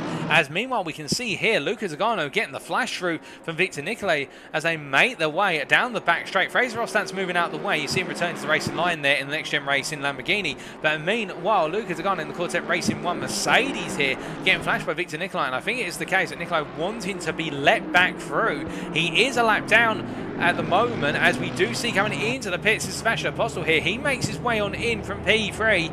We'll wait and see how this plays out and where it fits him back out effectively into the running order. But as he makes his way into that pit lane, Luca Zagano here has got Victor Nicolae all over the back of him, and well, this is the really awkward situation for Victor Nicolae, because what he'll want to do, he'll want to arguably get back ahead, but Luca Zagano will know that he doesn't want to let what is the West Competition Racing BMW M4 through, because if he does, there is the case that, well, Simone will be closed up very rapidly, and you can see, in fact, just how much he's closed up. I think Dogano, in fact, has actually got a problem with the car, because he's running very slow. That last lap of 36.2 versus Andrea Simone's 34.8. 1.5 seconds almost gained there by Simone in a single lap. We wait and find out. 17 minutes to go here. Still pit stops to go for these drivers, but Togano right now, it does look as though something's going wrong at the last moment, as meanwhile Sebastian Apostel, after coming in from P3, has returned in P5.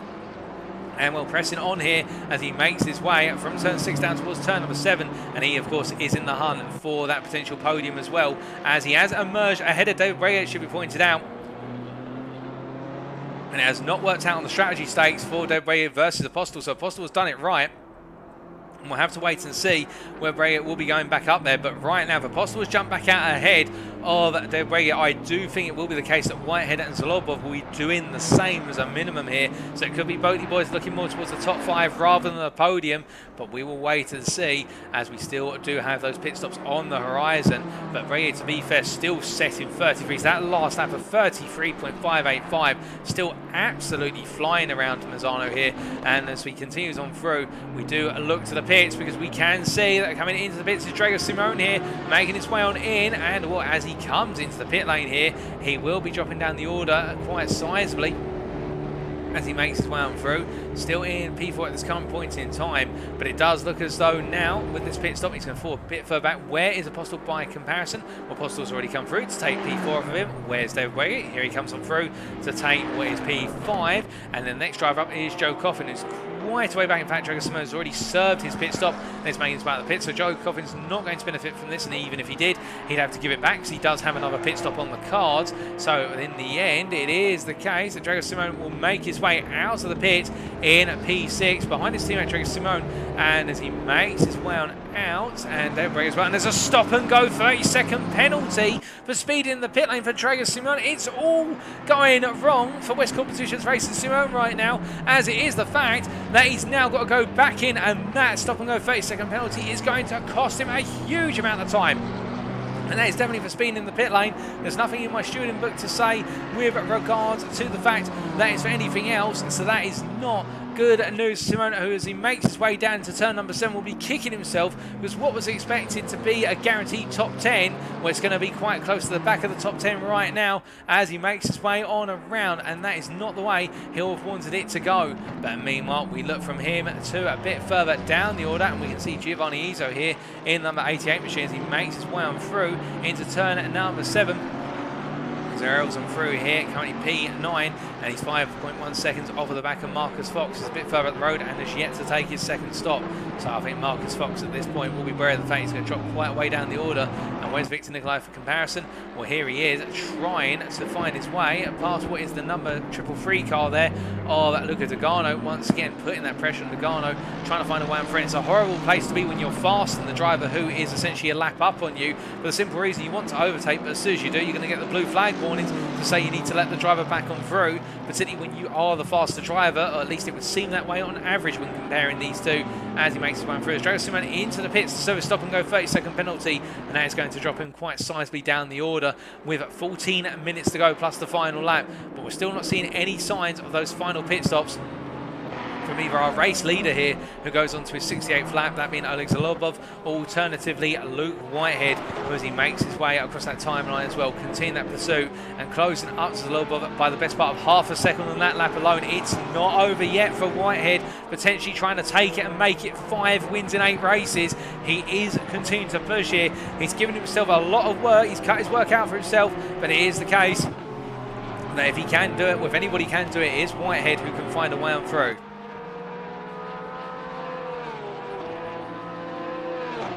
As he makes his way down through turn 6 and into 7 here, and he'll be able to see off in the distance every so often Zholobov on the straight.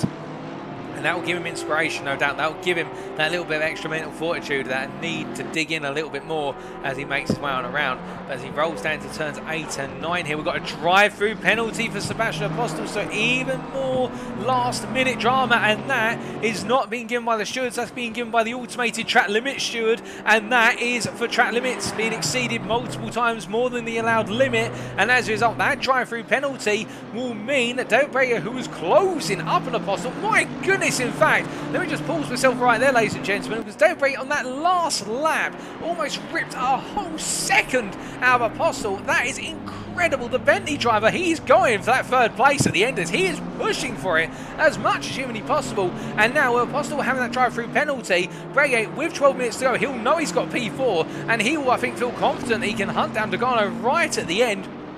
And I think given the fact that the pit time loss here is going to be more than 18 seconds, even if it is just a quick splash and dash style pit stop, or literally sit in your box and go style pit stop, it will be the case that Bray is on course for P3.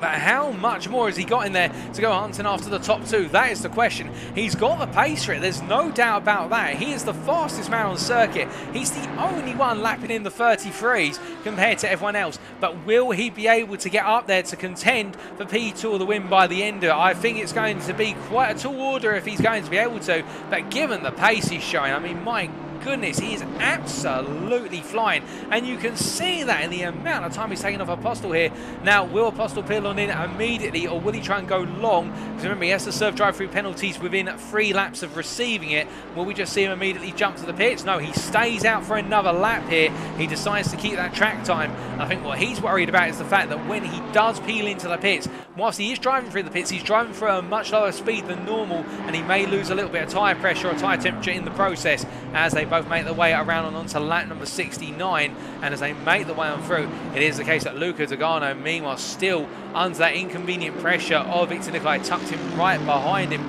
as they make the way on through. And as they come on through the corners, it is the case that Luca Dogano pushing on all the same and trying to bring home that P3, but I think now it's more looking towards a P4, or at least a scrap with David Breyer for that P4 ill in the end as they make the way on down.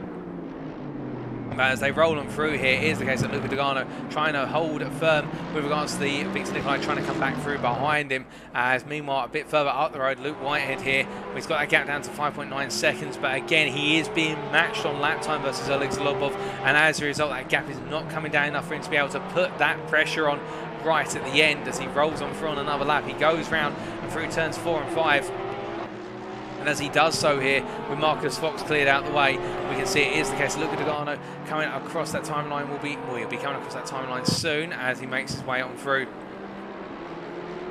excuse me, it's turn 14 and 15, and you can see Victor Nicolae there finding the way back past Luca Dogano into turns 12 and 13 from what I'm hearing in my ear, and he's immediately breaking away here. So Victor Nicolae not going for anything with regards to trying to hold Dogano at bay or just cause him a little bit of inconvenience to lose some time, and they can't, to be fair, because Apostle and also Drago Simone have both picked up penalties that have compromised their races in the top 5, as Sebastian Apostle is into the pits for his drive-through penalty, and as he comes into the pits now, that will release David Brega here to go on the offensive with a gap of 14.4 seconds to Luca Dogano. That will mean he will, we expect, come out ahead of Luca Dogano when that pit stop is completed as he makes his way on through. And then it's only a case, or the question is, how much more can he gain on Whitehead and Zholobov? We'll wait to see what the gap between Dogano and Whitehead is. That will give us an indication of just how much of a gap Breguet's got to Whitehead that he's got to try and close down. It's 14.1 seconds to Dogano from Breguet, and then from Dogano up to Whitehead, when we'll get an indicator of that as he emerges here from turn number 9, because that is where the Sector 2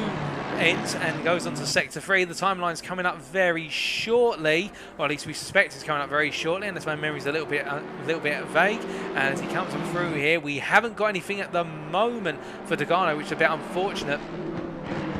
Now, I do believe that Dogano is quite a way down. In fact, where is Whitehead by comparison? Well, Whitehead's making his way through turn number 4 and into 5 here. So I think it's Breguet who's looking to come home in P3 when all is said and done. And Whitehead and Zholobov by comparison will just be racing to win this one. This will be between those two.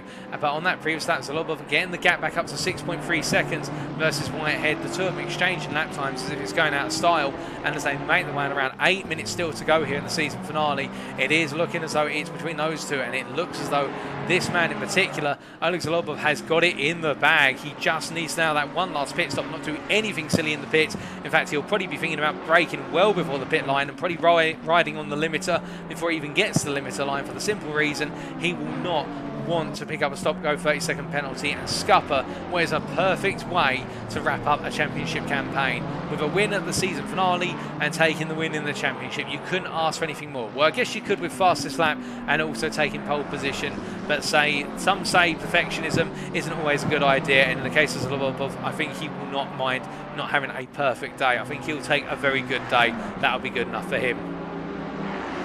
But as he makes his way on through right now down towards turn at number 1 here, it is the case that Apostle are just ahead of him right now, and that shows you just how much that drive-through penalty has cost Apostle, because he is now almost a lap down on our race leader, who of course has yet to pit, which puts you in the frame with regards to the fact that once he does pit Zholobov, he will fall quite a bit back behind Apostle in terms of potentially coming up to pass him as a quote-unquote back marker.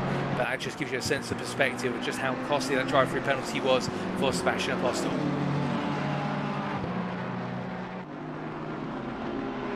Now, as they make their way down and around and coming through what is turn at number 7 at this point, the closest battle on circuit is the strategic battle we're waiting for, as we do believe Luca Dogano into the pits, rushing into the pits here for what is his final scheduled stop. He comes in across that pit limiter line. Now, where's David Breguet? Here he comes, the Boatley Boys driver making his way into that final corner. So as he comes on through here, it will be the case that Breguet is going to take that P3 back, and now it's all about push to the end.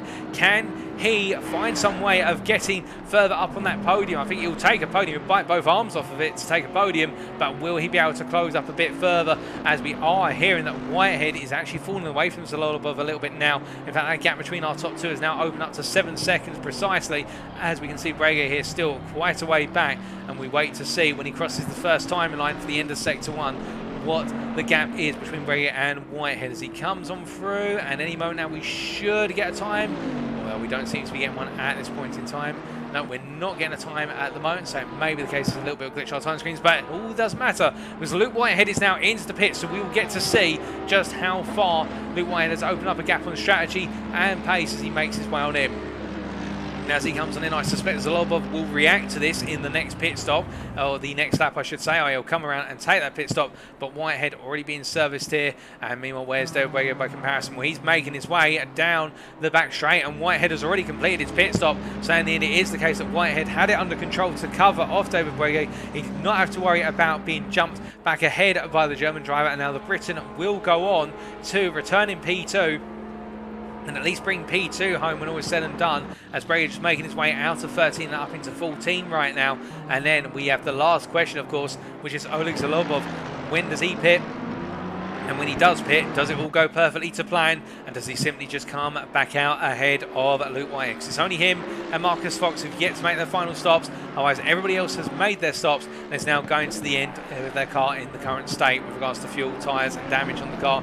As we see Zholobov making his way through 11, 12 and up into 13 now. Behind him is Sebastian Apostel, who he has lapped. Sebastian Apostel in P5 for comparison.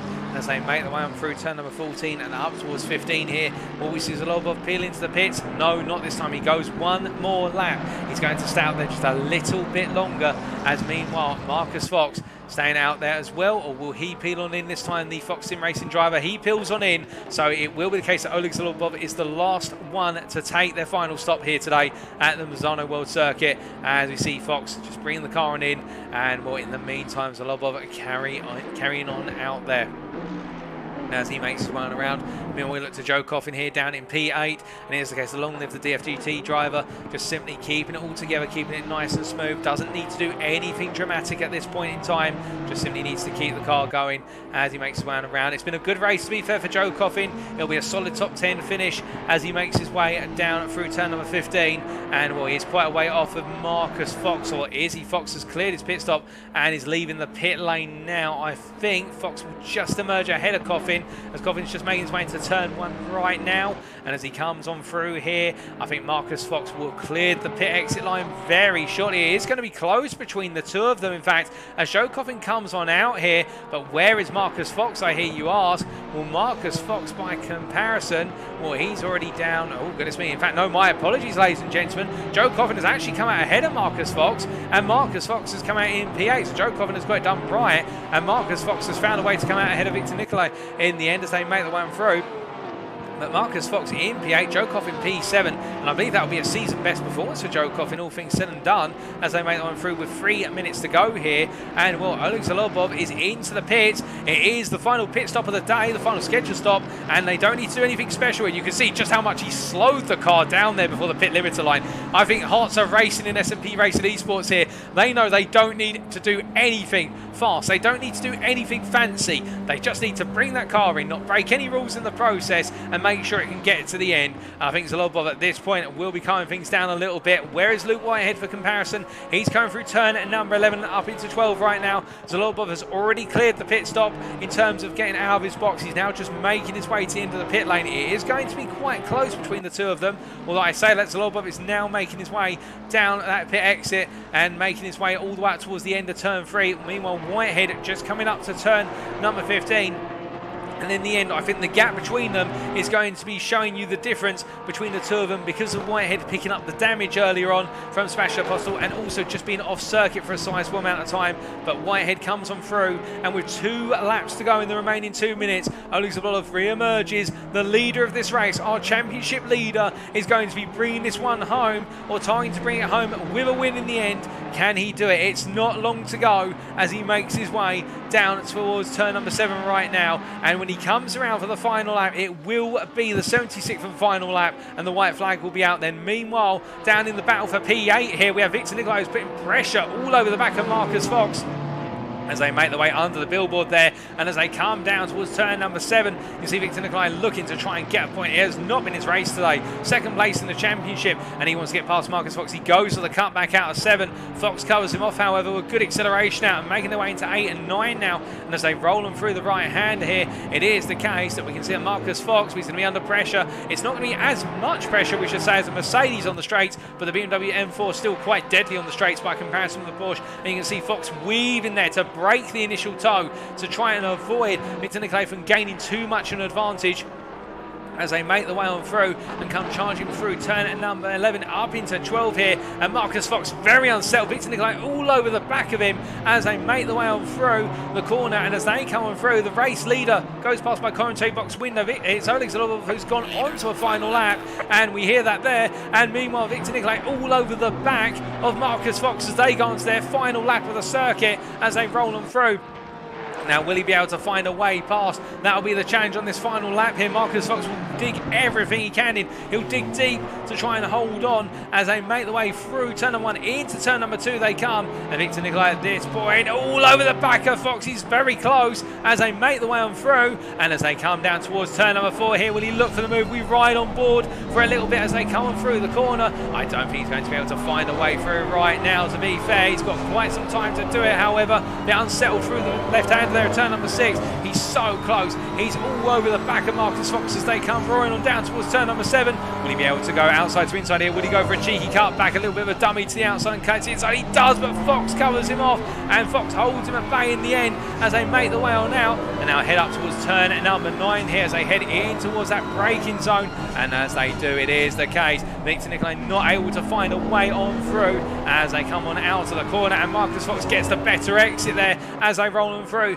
But I do apologise, ladies and gentlemen, because we need to cut to our leader as he makes his way into turn 13. He started off as Mr. Third Place. 4 third place finishes back to back. Then it was a 7th, and then it was a win in round number 6, and then it was a 6th in round number 7. But this time, as he comes through the final corner, he will take the win at Misano, and he will be crowned your World Tour champion for Season 1. It is Oleg Zholobov from Russia, from S&P Racing Esports, who takes the win in the season finale in a superb start-to-finish drive, and it will be Luke Whitehead who comes home P2, thinking about what could have been today if it weren't for an instant early on in the race. But the GTWR Roman Grosjean Academy driver should hold his head high in what has been a high-performance season throughout, and it will be David Brady from Germany, the Boney Boys driver, who finishes behind the Briton P3 in his season best performance in the Bentley, and he will be absolutely delighted to be on the podium in what has been a brilliant drive as well.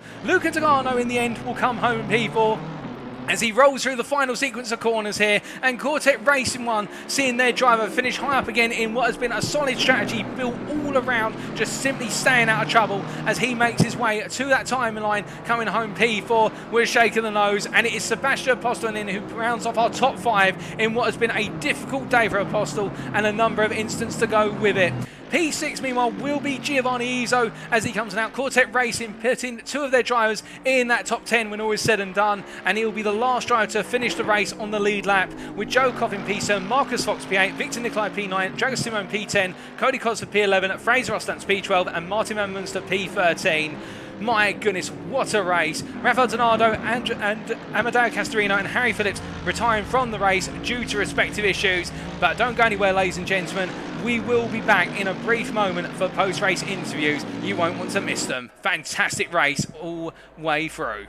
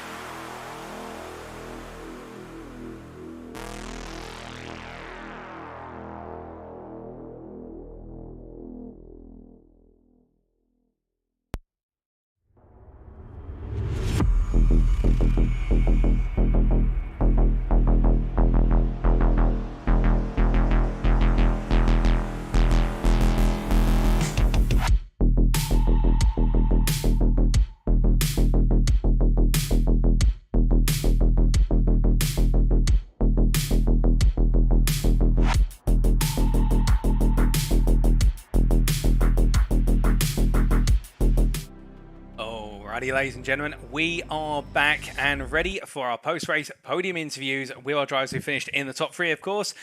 But before we get to those, just a quick thing. What a brilliant season finale in it. It was a little bit dry on the overtaking, to be fair, perhaps compared to what it could be at Misano. But at the same time, we did see some brilliant overtakes and we did see some brilliant battles throughout. But on top of that as well, we got to see a huge strategic element at play, and that strategy playing out very well. And in the end, well, it is the case that our top 3 were there on a combination of pace, strategy, and just all-round performance. Now, in regards to the way we're going to conduct our post-race podium interviews this evening, we're going to do things a little bit differently. We're going to be starting off with our second place finisher, Luke Whitehead, very shortly. The reason for this is, as many of you will know from previous broadcasts of this series, Oleg Zholobov is not a native English speaker, and as a result, he normally provides me with something to read out on the broadcast. On top of that, David Brege has informed me he's not a native English speaker, of course, residing in Germany and born and raised in Germany, as I understand it. So we're giving David Brege a little bit of time just to prepare either something to be read out on the broadcast, alternatively, just to give him some time to prepare himself for the interview. So we're going to kick off with Luke Whitehead, as I'm just hearing some other things in the chat. And in fact, we are going to be having what is Oleg Zholobov actually join us for an interview with an interpreter, and we will come back to that later. But first and foremost, apologies for a little bit of confusion here, folks. We're going to kick off with Luke Whitehead. So, welcome to the commentary box, the interview room. Luke, how are you doing? And, well, my goodness, what a fantastic race out there. How did it feel to bring home second place in the end? I can't help feeling a little bit disgruntled. I mean, obviously, me and Seb got on really well, so there's no bad blood between us two whatsoever. It was a move that he went for, and obviously going into that corner, it's so easy to come together, and obviously that happened. So I want to start off by saying no hard feelings towards Seb. Obviously mistakes are made and that happens. He's already messaged me and apologized, which is, fair enough. It's absolutely fair enough. But yeah, I think I would have probably got at least, the chance to fight for P1. I think I had the pace of Oleg, overall. I think we were pretty similar sort of balance. I think Seb probably had the quicker pace out of the 3 of us, but I think I would have had enough to at least defend, obviously. That straight was the weakness of the Porsche. I mean, you probably saw it when I was behind the Bentley. It just left me for absolute dead. I had to get my white flag out halfway down the straight. It was quite annoying, but obviously, the pace was there. Obviously, in quali, I don't know where that came from, but the pace was there. I did the most that I possibly could. I think P1 was on the cards. I think had there been no incidents, but P2 still not a bad result whatsoever. Obviously with the 20 kilos, it was clear that it was killing my pace in the race, but it is what it is. And obviously P3 in the standings, I think, after Harry's sort of pedal failure and Amedeo's disconnection. So yeah, it could have been a lot worse in the standings, but P3 I can't complain too much, especially after Imola. Which it killed my hopes, if I'm honest, in the championship. I think had that not happened at round 2, I probably would have at least been P2. I worked it out that going into this round I would have been ahead, but yeah, coulda, woulda, shoulda. It is what it is. But P3, I can't be too unhappy with that in the standings. Oh, indeed. And in covering so many different items with regards to today, and again, just breaking down bit by bit, of course, there's the bit we'll come to, and you were saying about the contact with Sebastian Apostel, which one of those unfortunate things, and I can appreciate why you feel disgruntled about that, but it's great that you two have that relationship and you've both already talked about it and sorted it out. And like Drive to Survive, we're not going to dig into it and cause even further controversy, because that's not what we do here. But one thing I will ask is, obviously, in that situation where Apostel was very close behind you for such a long time, particularly in those runs, because we saw in the first half of the lap just how strong you were in the Porsche, and again, that speed aspect, that top speed aspect down the back straight in the run to turn 12 where the contact eventually happened. Was there any sort of moment in your mind where you were perhaps thinking to yourself, do I let him go? Do I try and work the strategy around him? Or was it you needed that track position? Once think I was going to give the position up. That didn't once cross my mind, because obviously in that position you're leading and you're like, this position is mine. I've got the pace where it matters, and there's only really one corner where he can threaten me. And unless he's within, I worked out that unless he was within 2/10 going onto the back straight, he wouldn't be able to get enough alongside that the move would be, actually on. So I was very comfortable at that stage, and I was driving at my pace where I was, about 75% rhythm, just pumping out laps that were pretty much identical every single lap, and I was like, yeah, this is fine. I'm comfortable where I am. And then obviously in that situation, once it kind of goes, you kind of go, the race is different. It's been tipped on its head, and obviously the tyres were absolutely dead from that point on. So I knew that it was going to be an upward struggle throughout the rest of that stint. Obviously it was. So I just had to sort of regroup and do the absolute maximum I could. But yeah, as you say, it's one of those things. We don't need to dig into it any longer. Of course, and then coming on to some of the more positive aspects of the evening. So qualifying, a lap which you're not sure where it came from, but still a sensational lap all the same, even more so with the 20 kilograms of success ballast in the car. Just take us through Misano and the Porsche. What seems to make the two work? You look so smooth out there, and that lap was just absolutely brilliant. Thanks, Paul. I mean, yeah, the Porsche is not the strongest at Misano. It's probably top three. I think, if I'm honest, the Bentley is head and shoulders above the rest. It's like it's got a NOS bottle strapped to it. But yeah, the Porsche just works with me. I suit the Porsche really well. It's the car that I drive the most, and it's the car that I know really well. And having done a lot of testing with the team recently for SRO in sprint, I'm not racing in Europe, but I wanted to test the car just to give the team a point of reference. And the car I feel really comfortable with. I kind of get it to a stage where I can just dance it in sort of a slide. And at Misano, where the apexes are all really short, they're all really short, abrupt corners. So when the car is sliding and it's rotating so violently, that's when the car is at its absolute quickest. And I mean, the Porsche and the Bentley, and maybe even the Merc to some extent, are the only three cars you can really get to do that round here, at least to the full effect. And the Porsche just, obviously with the rear engine, it's just absolutely incredible through the first sector, and that's where I seem to gain the most time. So yeah, the car was just really good. The setup was really good. I got it all nailed. It was just, I knew the race would be tough, but quali was just perfect. I don't think I could have got. I don't think I could go for that lap and improve it. It was one of those that just everything felt in place. It just felt exactly as it should have been. The car did exactly what I wanted to, and yeah, I laughed when I came across the line. That gives you some sort of indication as to how that felt. So yeah, Oh, indeed. And when you have one of those situations where you just feel that comfortable in the car that you can't help but smile or laugh, as you say, it's a rare feeling, but when it happens, it's a fantastic one. And translating it into the race, obviously, after the incident occurred and whatnot, and not covering that ground, how did you then sort of evolve the race? Because we saw just how you really were pushing throughout, but yourself and Zholobov were constantly exchanging lap time. I don't think there was a moment where the two of you had lap times with a separation of more than 2 tenths between one another. You both seemed to be right on the limit. And with the conditions out there, constantly sort of going from overcast to sunshine, just how hard were you having to push to maintain or try and close that gap down? it's a difficult situation. Obviously, when you're out front in Oleg's position, because you've kind of got to monitor your own pace, your track limits, and the car behind. Whereas from my perspective, I've not got a lot to lose. I'm, hunting the driver ahead, so they're going to be monitoring that gap. And at one point, I think the pressure was getting a little bit there because the gap did start coming down, and then my tyres just decided to fall off the cliff at that stage. So it was a difficult situation, especially given that the Porsche is slightly weaker than the Ferrari on the balance around this track anyway, and then I had the 20 kilos to contend with as well. So it was a very difficult situation, and I was just trying to see whether I could claw enough back that it would start to put Oleg on the back foot. And unfortunately, I got to around 4.5 seconds, I think, towards the end of the race, and then, yeah, as I said, the tyres just died, and I just couldn't do anything more. And it was, yeah, Oleg he did enough. That was all he needed to do. He didn't need to push it. He didn't need to try and push the car beyond its limit. He just had to sit there and monitor the gap and make sure I didn't get too close. And obviously, he knew. I think he knew that even if I'd caught him, I wouldn't have been able to get past because I just didn't have the horsepower. So great job from him. Really measured drive. I think he did everything right. I just, yeah, can't help but wonder how it would have been if the roles were reversed. But it's all just coulda, woulda, shoulda. That's all it is. But yeah.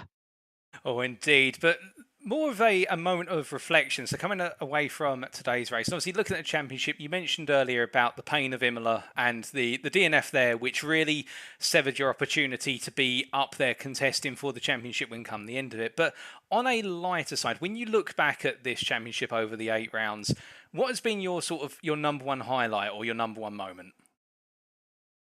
Think I can choose any other track race than Laguna, to be honest. I mean, obviously, Zandvoort was really strong, just qualified pole and just disappeared off into the distance. Hungaroring was kind of the same once I got back into the lead, and also, God, I can't even remember what the other tracks were. There was another one that I finished P1 in. Kyle Army. Kyle Army was the other one. But yeah, Laguna was just the one for me. The track I adore anyway. So to qualify pole, get spun back to last, be almost a lap down, come back through and win. That is one of my best races to date. I think not just in the championship, but overall, just to relentlessly push for the whole race. Do quality lap after quality lap after quality lap, and just snatch the win and then win by about 16 seconds. I just can't. I can't look past that race. I cannot. But yeah, as you said, it's been a really strong championship. Obviously, I think without Imola, it would have been different. The outcome would have been different. But you know, it was almost a perfect season from me. Snetterton was my one sort of falter. Obviously the stop go, and even then it was still a P9, which is still not a bad result by any stretch. So yeah, I can't really complain with my performance this season. I think Laguna again just highlighted the strength of myself and the Porsche. Just highlighted the strength of that combination when it was all tip top and all perfect. But you know, Oleg was consistent. He was missing consistency throughout the season. 4 rounds and he was P3 in all 4 at the start of the season. You really can't get any better than that in terms of consistency. So he did a really good job. He deserved it, and he was a worthy champion in the end. Well, indeed. But staying with yourself for just one final question, if I may. What's next for yourself? Obviously, you're a rising star within the sim racing communities, and well, what lies ahead? Well, first and foremost, obviously, the GT World Challenge Esports. I'm racing in the USA Championship of that in the Porsche. Gunning for the win. Watch that age badly, but yeah, I'm hoping for the win. I think I've got the pace to do it. And doing endurance as well, and obviously, Kevin mentioned earlier that there's going to be a new series of this, of the next gen series. So I'll likely be looking at doing that. Obviously, calendar dependent. And yeah, just looking to build upon the strength that I've shown. That's all I can really do. Just look at where I was weak, look at the tracks that I was weaker or stronger, and just build up the foundations. And obviously, even if you're winning stuff on a regular basis, there's still stuff to build on. And obviously, I'm not quite at the stage that I want to be yet. I'm not quite at the level that I want to be at. So just obviously working with the team, building myself up until I am finally happy with where I'm at. That's the aim for me. But we'll see what happens. Anything can happen. Anything can change. So I'm excited for what's to come for sure. Well, indeed, it does sound like an absolutely exciting schedule ahead, and we wish you the best of luck in the GT World Challenge America representing Porsche, and indeed in the future endurance series to come. And we would, of course, love to have you come back for the future next gen series. And if we can make that work, all the better.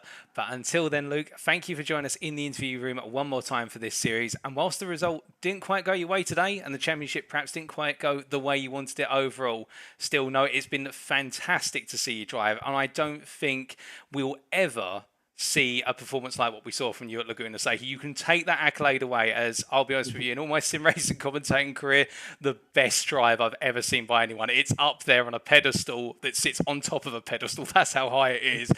And well, we wish you all the best in your future endeavours. Thanks, Paul. You too. Take care of yourself. It's been a pleasure. Thank you. So hearing that from Luke Whitehead, very, very pleased with how he performed overall in this championship. Although, as you could hear there a number of times with regards to how he felt about the season, it's an interesting season with regards to a lot of self-reflection for Luke Whitehead and the fact that things didn't quite go the way he wanted them to. And again, that the result at Imola, the DNF, whereby not picking up the result he wanted, or any result, because of DNF, really scuppered his chances of picking up the championship win and having to really recover from that. But at the same time, Whitehead having those phenomenal performances, and again, I know I oversay it, but I can't oversay it enough. Laguna Seca was just absolutely monstrous. And anybody who's tuning in right now, tuning in later, and hears me saying, go back and watch that round, and you'll see what I'm referring to, where he spun on the opening lap and recovers all the way. And I think for Whitehead, we're only going to see his start rise ever higher, particularly in the GT World Championship America for Porsche. And well, if he does come back for a future Next Gen Racing season, all the merrier for us. And we look forward to welcoming him back with open arms. Indeed, all of our drivers who've taken part. But going from our second place man to our third place man of David Breggett, let's bring him in to the interview room and let's hear from David Breggett from the Boatley Boys team. Hello, David. Can you hear me? Yes, I can. David, welcome to the interview room. And well, I have to say, first and foremost, congratulations on a superb drive to third place. How does it feel to finish on the podium in your final race of the series? Kind of like, finally.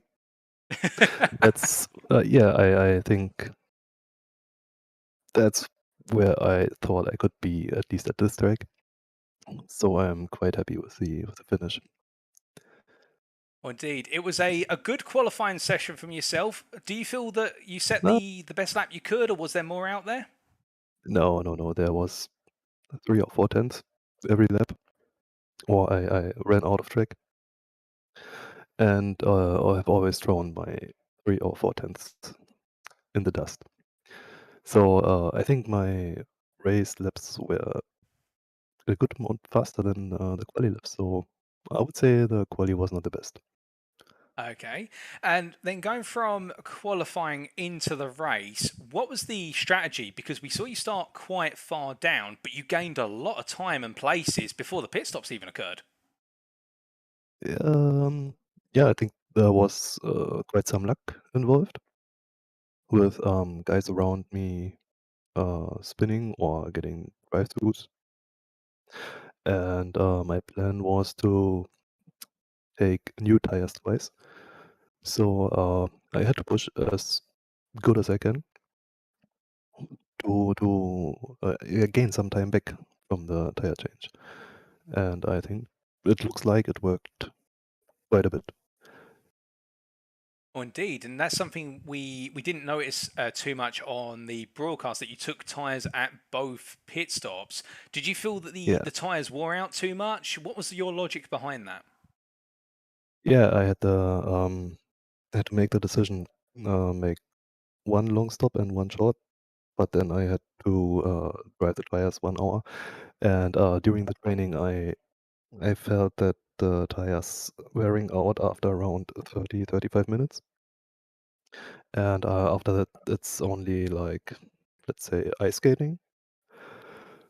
And yeah, so I thought, or asked my teammates if it would be better to take new tires 2 times. And we discussed a little bit. And the result was yes. If you are able to push, then take 2 times new tires and push even harder. Yeah, that was it. Simple as that. Well, it definitely worked out in the end. Fantastic pace all the way through the race and gradually making your way back up to third place in the end. With regards to the... Even with a lot of fun, with a lot of luck. With some luck thrown in there as well, but at the same time, great pace from yourself. We can't understate that. How does that performance rate compare to your whole season?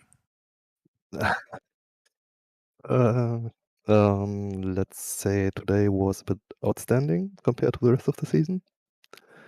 Yeah, what I had today, the luck of today was the complete unluck of the rest of the season. It's yeah. I see. Feels like I deserved. I deserved it. Let's say. Don't know. No, that's fair enough. And I remember when I spoke to you for some of the pre-race interviews, when you gave your thoughts, you were saying about expecting great things. Things didn't quite work out the way they went, but today, seeing you right up there was good. Yeah, it felt good. It felt really good. Oh, that's absolutely brilliant. And then, sort of looking back on the championship as a whole, things perhaps didn't go as well as they could. What is next for yourself? Where do you go from here? Other series? Are you looking to come back for the future next gen series? What are your plans going forward? Well, at least I signed up with a mate for a how it's called tag team challenge in a German community, and from from at least today there is no more plans. But I'm an old guy. I have a family, so there's not a lot of time to practice. So I think for the first or for the next weeks I'm done. That makes sense. And obviously, family comes first, as it always does. Family before sim Indeed, racing. yeah. But we wish you all the best of luck with the future tag team championship with your teammate. And at the same time, thank you very much for taking part in this series. We've really loved having you racing with us, and we look forward to you potentially join us in the future. But either way, we wish you all the best luck in future series, and we hope you cross paths with us once again. Well, you never say never. The world is a small place, and yeah, thanks for letting me drive here. Was quite some fun sometimes, not always, but yeah, thanks a lot. That's no problem at all. And well, just to say once again, congratulations on the third place today, and thank you for joining Yeah, us thank in you. the interview room. Have a nice evening. You too. Alpha V the same, my friend. Bye bye.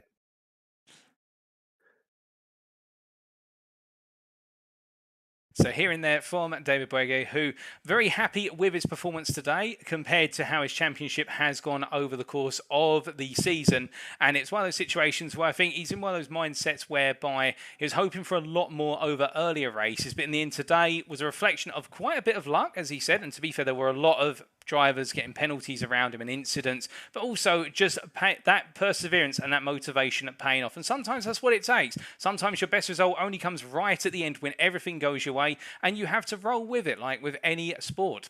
But we go from our third place finisher to now our race winner and our championship winner, Oleg Zholobov. Let's bring him in to the interview room, and I do believe we are going to have Ivan Shermantinsky join us also in the interview room, and let's just bring them in.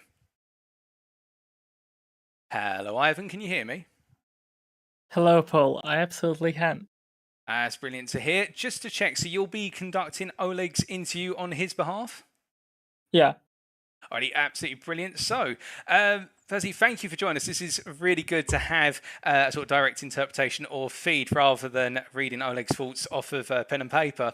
But just to first ask, with regards to Oleg, how does he feel with regards to today's race? Just the race itself. We'll come on to his championship in a moment. Yeah, it's hard to say, but we were practicing with him a lot for this race because last race was not really good, I think, and we had to. Well, last race was Hungaroring, right? I'm not mistaken. Yeah, Yes. it was. It didn't went quite well. But we're still gonna be. We still were going into this final race as a leader of the championship, and we had some gap above our competitors. So we just had to do a really good race, and Ferrari has enough to do that quite comfortably. We we expected a lot more. We expected that we will have to do a lot more to get this win. I think this felt rather easy, but not because Oleg himself did something exceptional, but although he did really good. I think he did everything he should have done. As the Luke mentioned earlier, he was really consistent, not a single mistake, basically. Just got through, no risks, no drive-throughs, no penalties, nothing. Just consistent race, perfect pace, perfect work with tires, and it paid off in the end. But not only that, the fact that all of our opponents just basically ruined the races for themselves. with the drive-through penalties, with the penalties for contact. Someone like Harry Phillips, I think he had a issue with his pedals, and the Castorino disconnected or so. I think we were lucky. The Oleg got lucky in terms of the how the race went for his competitors, but of course he did really good himself, and I think he deserved this win for sure. Oh, most definitely. And whilst, much like when we were talking to David Wegge only moments ago, where he was saying about he got very lucky today with regards to incidents around him, but not being involved in them, I'd say that there was quite a bit of luck involved. But at the same time, I mean, Oleg put in an absolutely fantastic drive from start to finish. The consistency, well, we referred to him as Mr. Third Place for the opening half of the season, because literally you were guaranteed he was going to be in third for rounds 1 to 4. And he showed that again today in the fact that the laps were constantly there. And, well, I think the two married together perfectly, and in the end, that's why he came home the winner. And I have to ask, on that, in qualifying, we saw very strong qualifying performance from Oleg, and he was right up there. Did he feel he had enough to be on pole, or was that third place sort of, you know what, I've done enough to get myself up there? I think it was more of a second choice. If I remember correctly, he said that he couldn't beat Luke there because Porsche is just too good on the qualifying pace there, even with 20 kilos that Luke had. So I think Oleg was quite good with the P3. Also was hoping for P2 because he, I think, missed only by 2 thousandths of a second. So yeah, it wasn't, it wasn't like perfect, but it was really good. Practically everything that he wanted to have in a qualification for this race. Indeed, and then translating it into the race itself, obviously he out-qualified his main rival, Victor Nicolae, who started right behind him in P5. What was the strategy before all the incidents started occurring and sort of lady luck intervened to an extent? What was the strategy from Oleg if that hadn't all occurred? Was it just hold on to P3 or was it go for that win?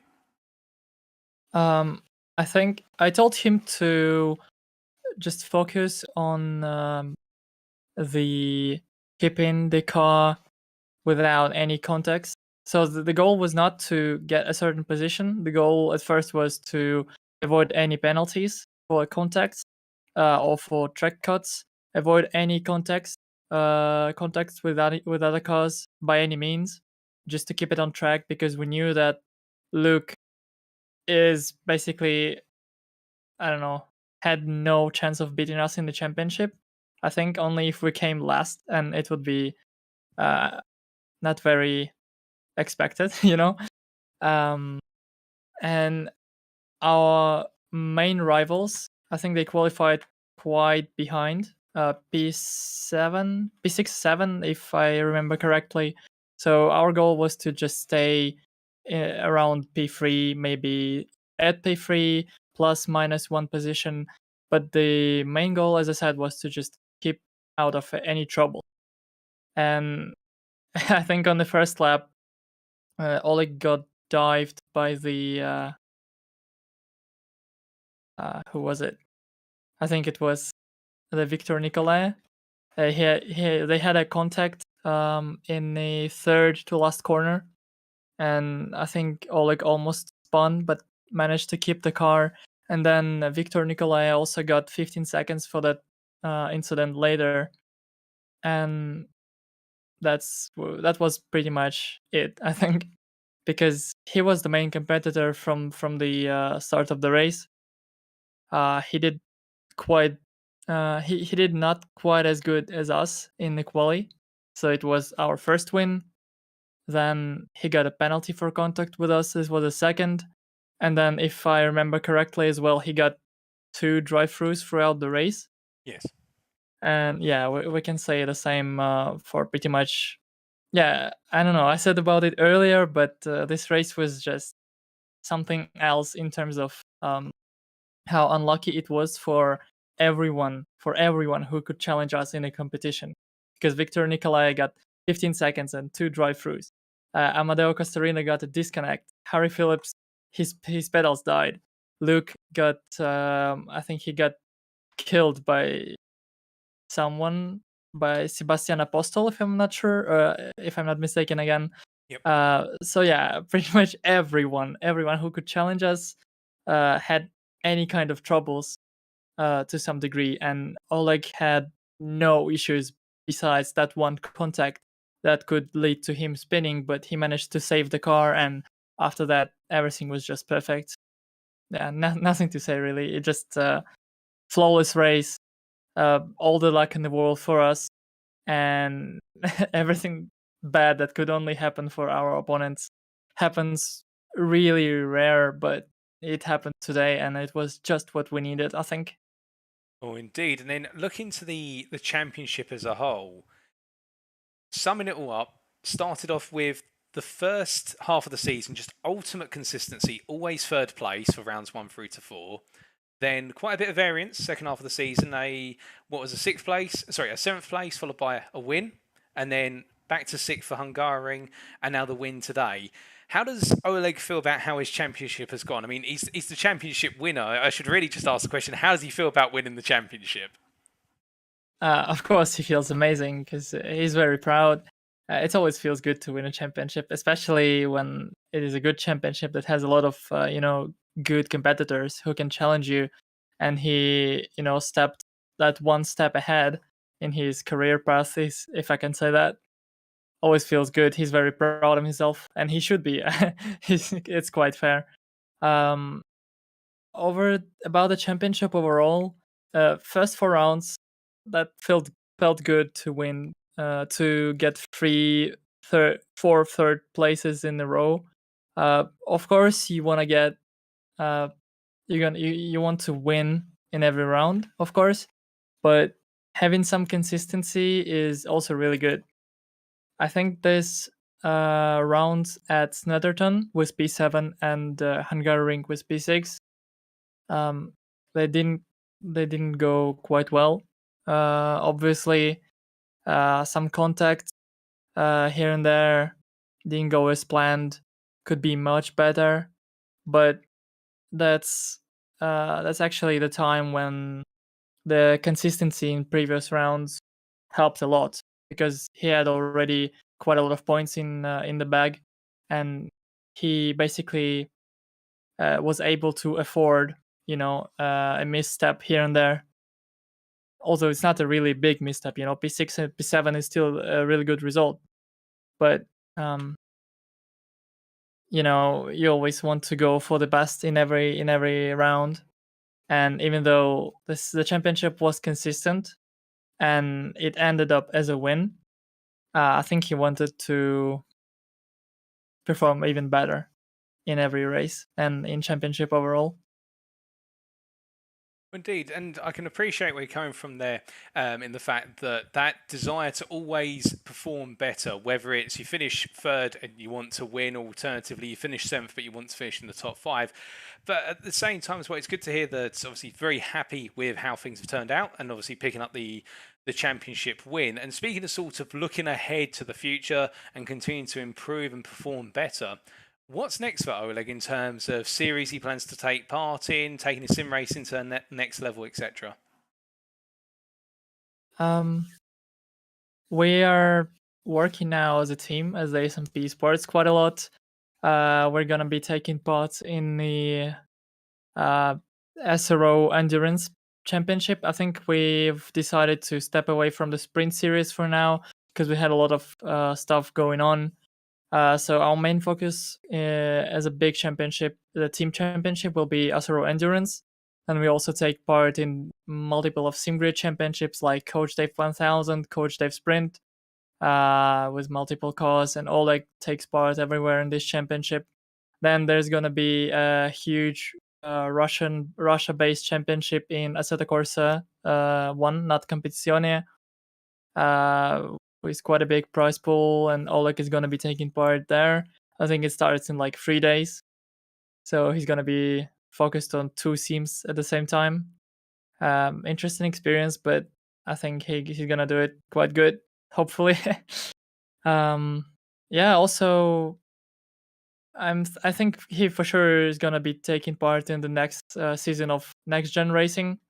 It was going quite good, and I don't think there is a reason to step aside unless there is something urgent or the very busy schedule with the championships that we absolutely must take part in. Because as a driver, myself, I can say that yesterday there suddenly appeared just way too many competitions with the BMW series, Ferrari series, and Alpine series, hot lap championships coming up. It just the schedule is too busy. Basically hot lap every day for 12 hours and do nothing. Yeah, I think every driver of pro level or so is really busy with everything right now. Not feeling great for them and for myself as well. But yeah, for sure, I think Oleg has a desire to improve, to always find pursue the limit, to extend in every possible way as a driver, as a sim racer, and that's what matters to me and to him, I believe. Because if you don't have that desire to be the best, to constantly improve in any way you possibly can, then I don't think you'll be able to win constantly and stay on that level and move even further. You can win occasionally here and there because you get lucky, because your opponent's under prepared or whatever, but only if you actually set the goal and follow it. That's the only way you're going to do it. And I think he is on the right way psychologically, and his mind is set correctly to get only better with every day, to practice more and to win more. And it feels good to work with him in one team, to be his manager and his teammate at the same time. So yeah, he's a really good friend of mine. He's a really good driver. Proud of him. I don't know what else to say. It's pretty much sums it up. Well, it's great to hear that pride shine through in your voice. And indeed, it does sound as though the only way is up for Oleg and indeed for the whole team. I mean, it's been absolutely great seeing SMP Racing Esports take part in this series. And I, on the behalf of NXTGEN Racing, wish not just Oleg, but all of you the best of luck in the series you're taking part in. And we'll thank you for joining us in this series, and we'll welcome you back anytime with open arms in the future series that we host on Assetto Corsa Competizione. And we look forward to crossing paths with you guys again in the future, because it's been an absolute joy to have you race with us. And once again, congratulations in particular to Oleg for not just bringing home the win today, but also the overall championship in what has been a superb season. Thank you, Paul. That is really appreciated. Also, one thing I forgot to say, Oleg asked me to personally mention and thank Luke Whitehead for the really good fight for the championship, and he said that he also thinks that if it wasn't for Imola, Luke would probably win the championship. And I think Oleg thinks that he maybe deserved the championship even more to some extent. This is arguable, but yeah. And he's definitely looking forward to fight Luke in the next season. And probably it will be decided in the last round, just like it was here. Oh, yeah. Short personal mention. That's no problem at all. That's absolutely great to hear. And well, if that rivalry does continue in a future NXTGEN Racing Championship, I absolutely look forward to commentating on it. And well, we'll look forward to watching it. But I do hope that Oleg and Luke can cross paths again in the future, because fantastic racing between the two of them. Two very different styles of driving, I would say, from a personal analysis perspective, but great to see them both out there. And, well, that's a lovely message. And I think if Luke's watching now or he watches this later, I think he'll really appreciate that. Yeah, absolutely agree. Oh, well, thank you very much, Ivan, for joining us in the interview room. And it's an absolute pleasure to be able to do a post-translation interview with yourself rather than read out from what is effectively a script. But thank you for joining us in the interview room, and do send our best regards to Oleg and all the members of the team. It's been great having you guys, and we wish you all the best in your future endeavours. Thank you, Paul. This is really kindly appreciated. Also, wish all the best to NXTGEN on the behalf of the SMP Racing team and myself. And can't wait to take part in the next season, and wish you all the best. Thank you and have a good night. You too. Thank you. Well, we heard there from Ivan Shermatinsky, manager for Oleg Zholobov and fellow teammate at SMP Racing Esports. Ivan, an absolutely lovely chap, as you guys and girls heard there, and some lovely thoughts from Oleg Zholobov and a lot of self-reflection. In a way, much like Luke Whitehead, a lot of reflection on the championship, which is lovely to hear and see in terms of seeing where improvements could be made, seeing where lucky breaks occurred, where difficulty occurred, things are out of control. And I definitely think that for Oleg Zholobov, much like with Luke Whitehead, it's only pointing upwards with regards to the trajectory of his sim racing career. Fantastic driving through and through, and it'll be very good to see how he gets on in the SRO series and also in other series such as the Coach Dave Academy Sprint Series, and if should he eventually come back for the next season of NXTGEN Racing on Assetto Corsa Competition, even the better. And indeed, well, SMP Racing Esports definitely pushing it to the limit, and in the end it was their driver who brought home the championship, the Drivers' Championship. But with that, ladies and gentlemen, thank you very much for watching. This has been the World Tour Season 1 as brought to you by the NXTGEN Racing community in collaboration with the SimGrid and Coach Dave Academy. And if you do want to know more about us and what we do, you can check us out our official website, that's nextgenracing.co.uk. Alternatively, if you are so Facebook inclined, you can take a look at our Facebook group. That's facebook.com/groups/NextGen Racing. Also, a huge thank you to our partners. It cannot be understated just how much goes into this from the SimGrid and Coach Dave Academy. And a big thank you to them. Their websites are there, thesimgrid.com and CoachDaveAcademy.com respectively. But just before we go away, one last time, we said to you at the start of tonight's show about the upcoming championship, and we can give you a little sneak peek as to what it's going to be about. As you can see on screen right now, coming soon is the GT3 Triple Crown Championship. If you're in the market for a GT3 Championship on Assetto Corsa Competizione on PC with multiple races per round, this could be the one for you, because it's going to bring a brand new format that we've never used at NXTGEN Racing before, which is there are going to be 3 races per round with a prize pool being made available for each and every round, and a revised Olympic-style points format shall be used. Now, what do we mean by Olympic-style points? It'll be essentially that lowest amount of points is awarded for the win, so you want to score the lowest possible points, so a win is 1 point, whereas coming 50th would be 50 points, and by the end of it, as I understand it, you'll want to be the driver with the lowest points. But all the details are in the process of being finalised. And we are expecting, as Kevin Smith said earlier on, within the next couple of weeks, the details should be finalised and the publicity will be going out on all the dates for sign-ups and the dates of the schedule will be made available. It'll be broadcasted and commentated. Whether it's going to be me or another member of the NXTGEN Racing commentary team is to be decided. But if I'm going to be in the commentary box with them or by myself, looking forward to bringing you all the racing action. And be sure to keep checking out the NXTGEN Racing website and Facebook group for further information in the meantime. But with that, ladies and gentlemen, thank you very much for tuning in, whether you tuned in from the start or you've just tuned in tonight. It has been a pleasure as your commentator, host, Paul TX141 Walsh, to bring you all of this racing action through and through. And from all of us at NXTGEN Racing, thank you very much. And until next time, as always, remember to stay safe, stay well, stay smiling, and most importantly, stay on track. Good night.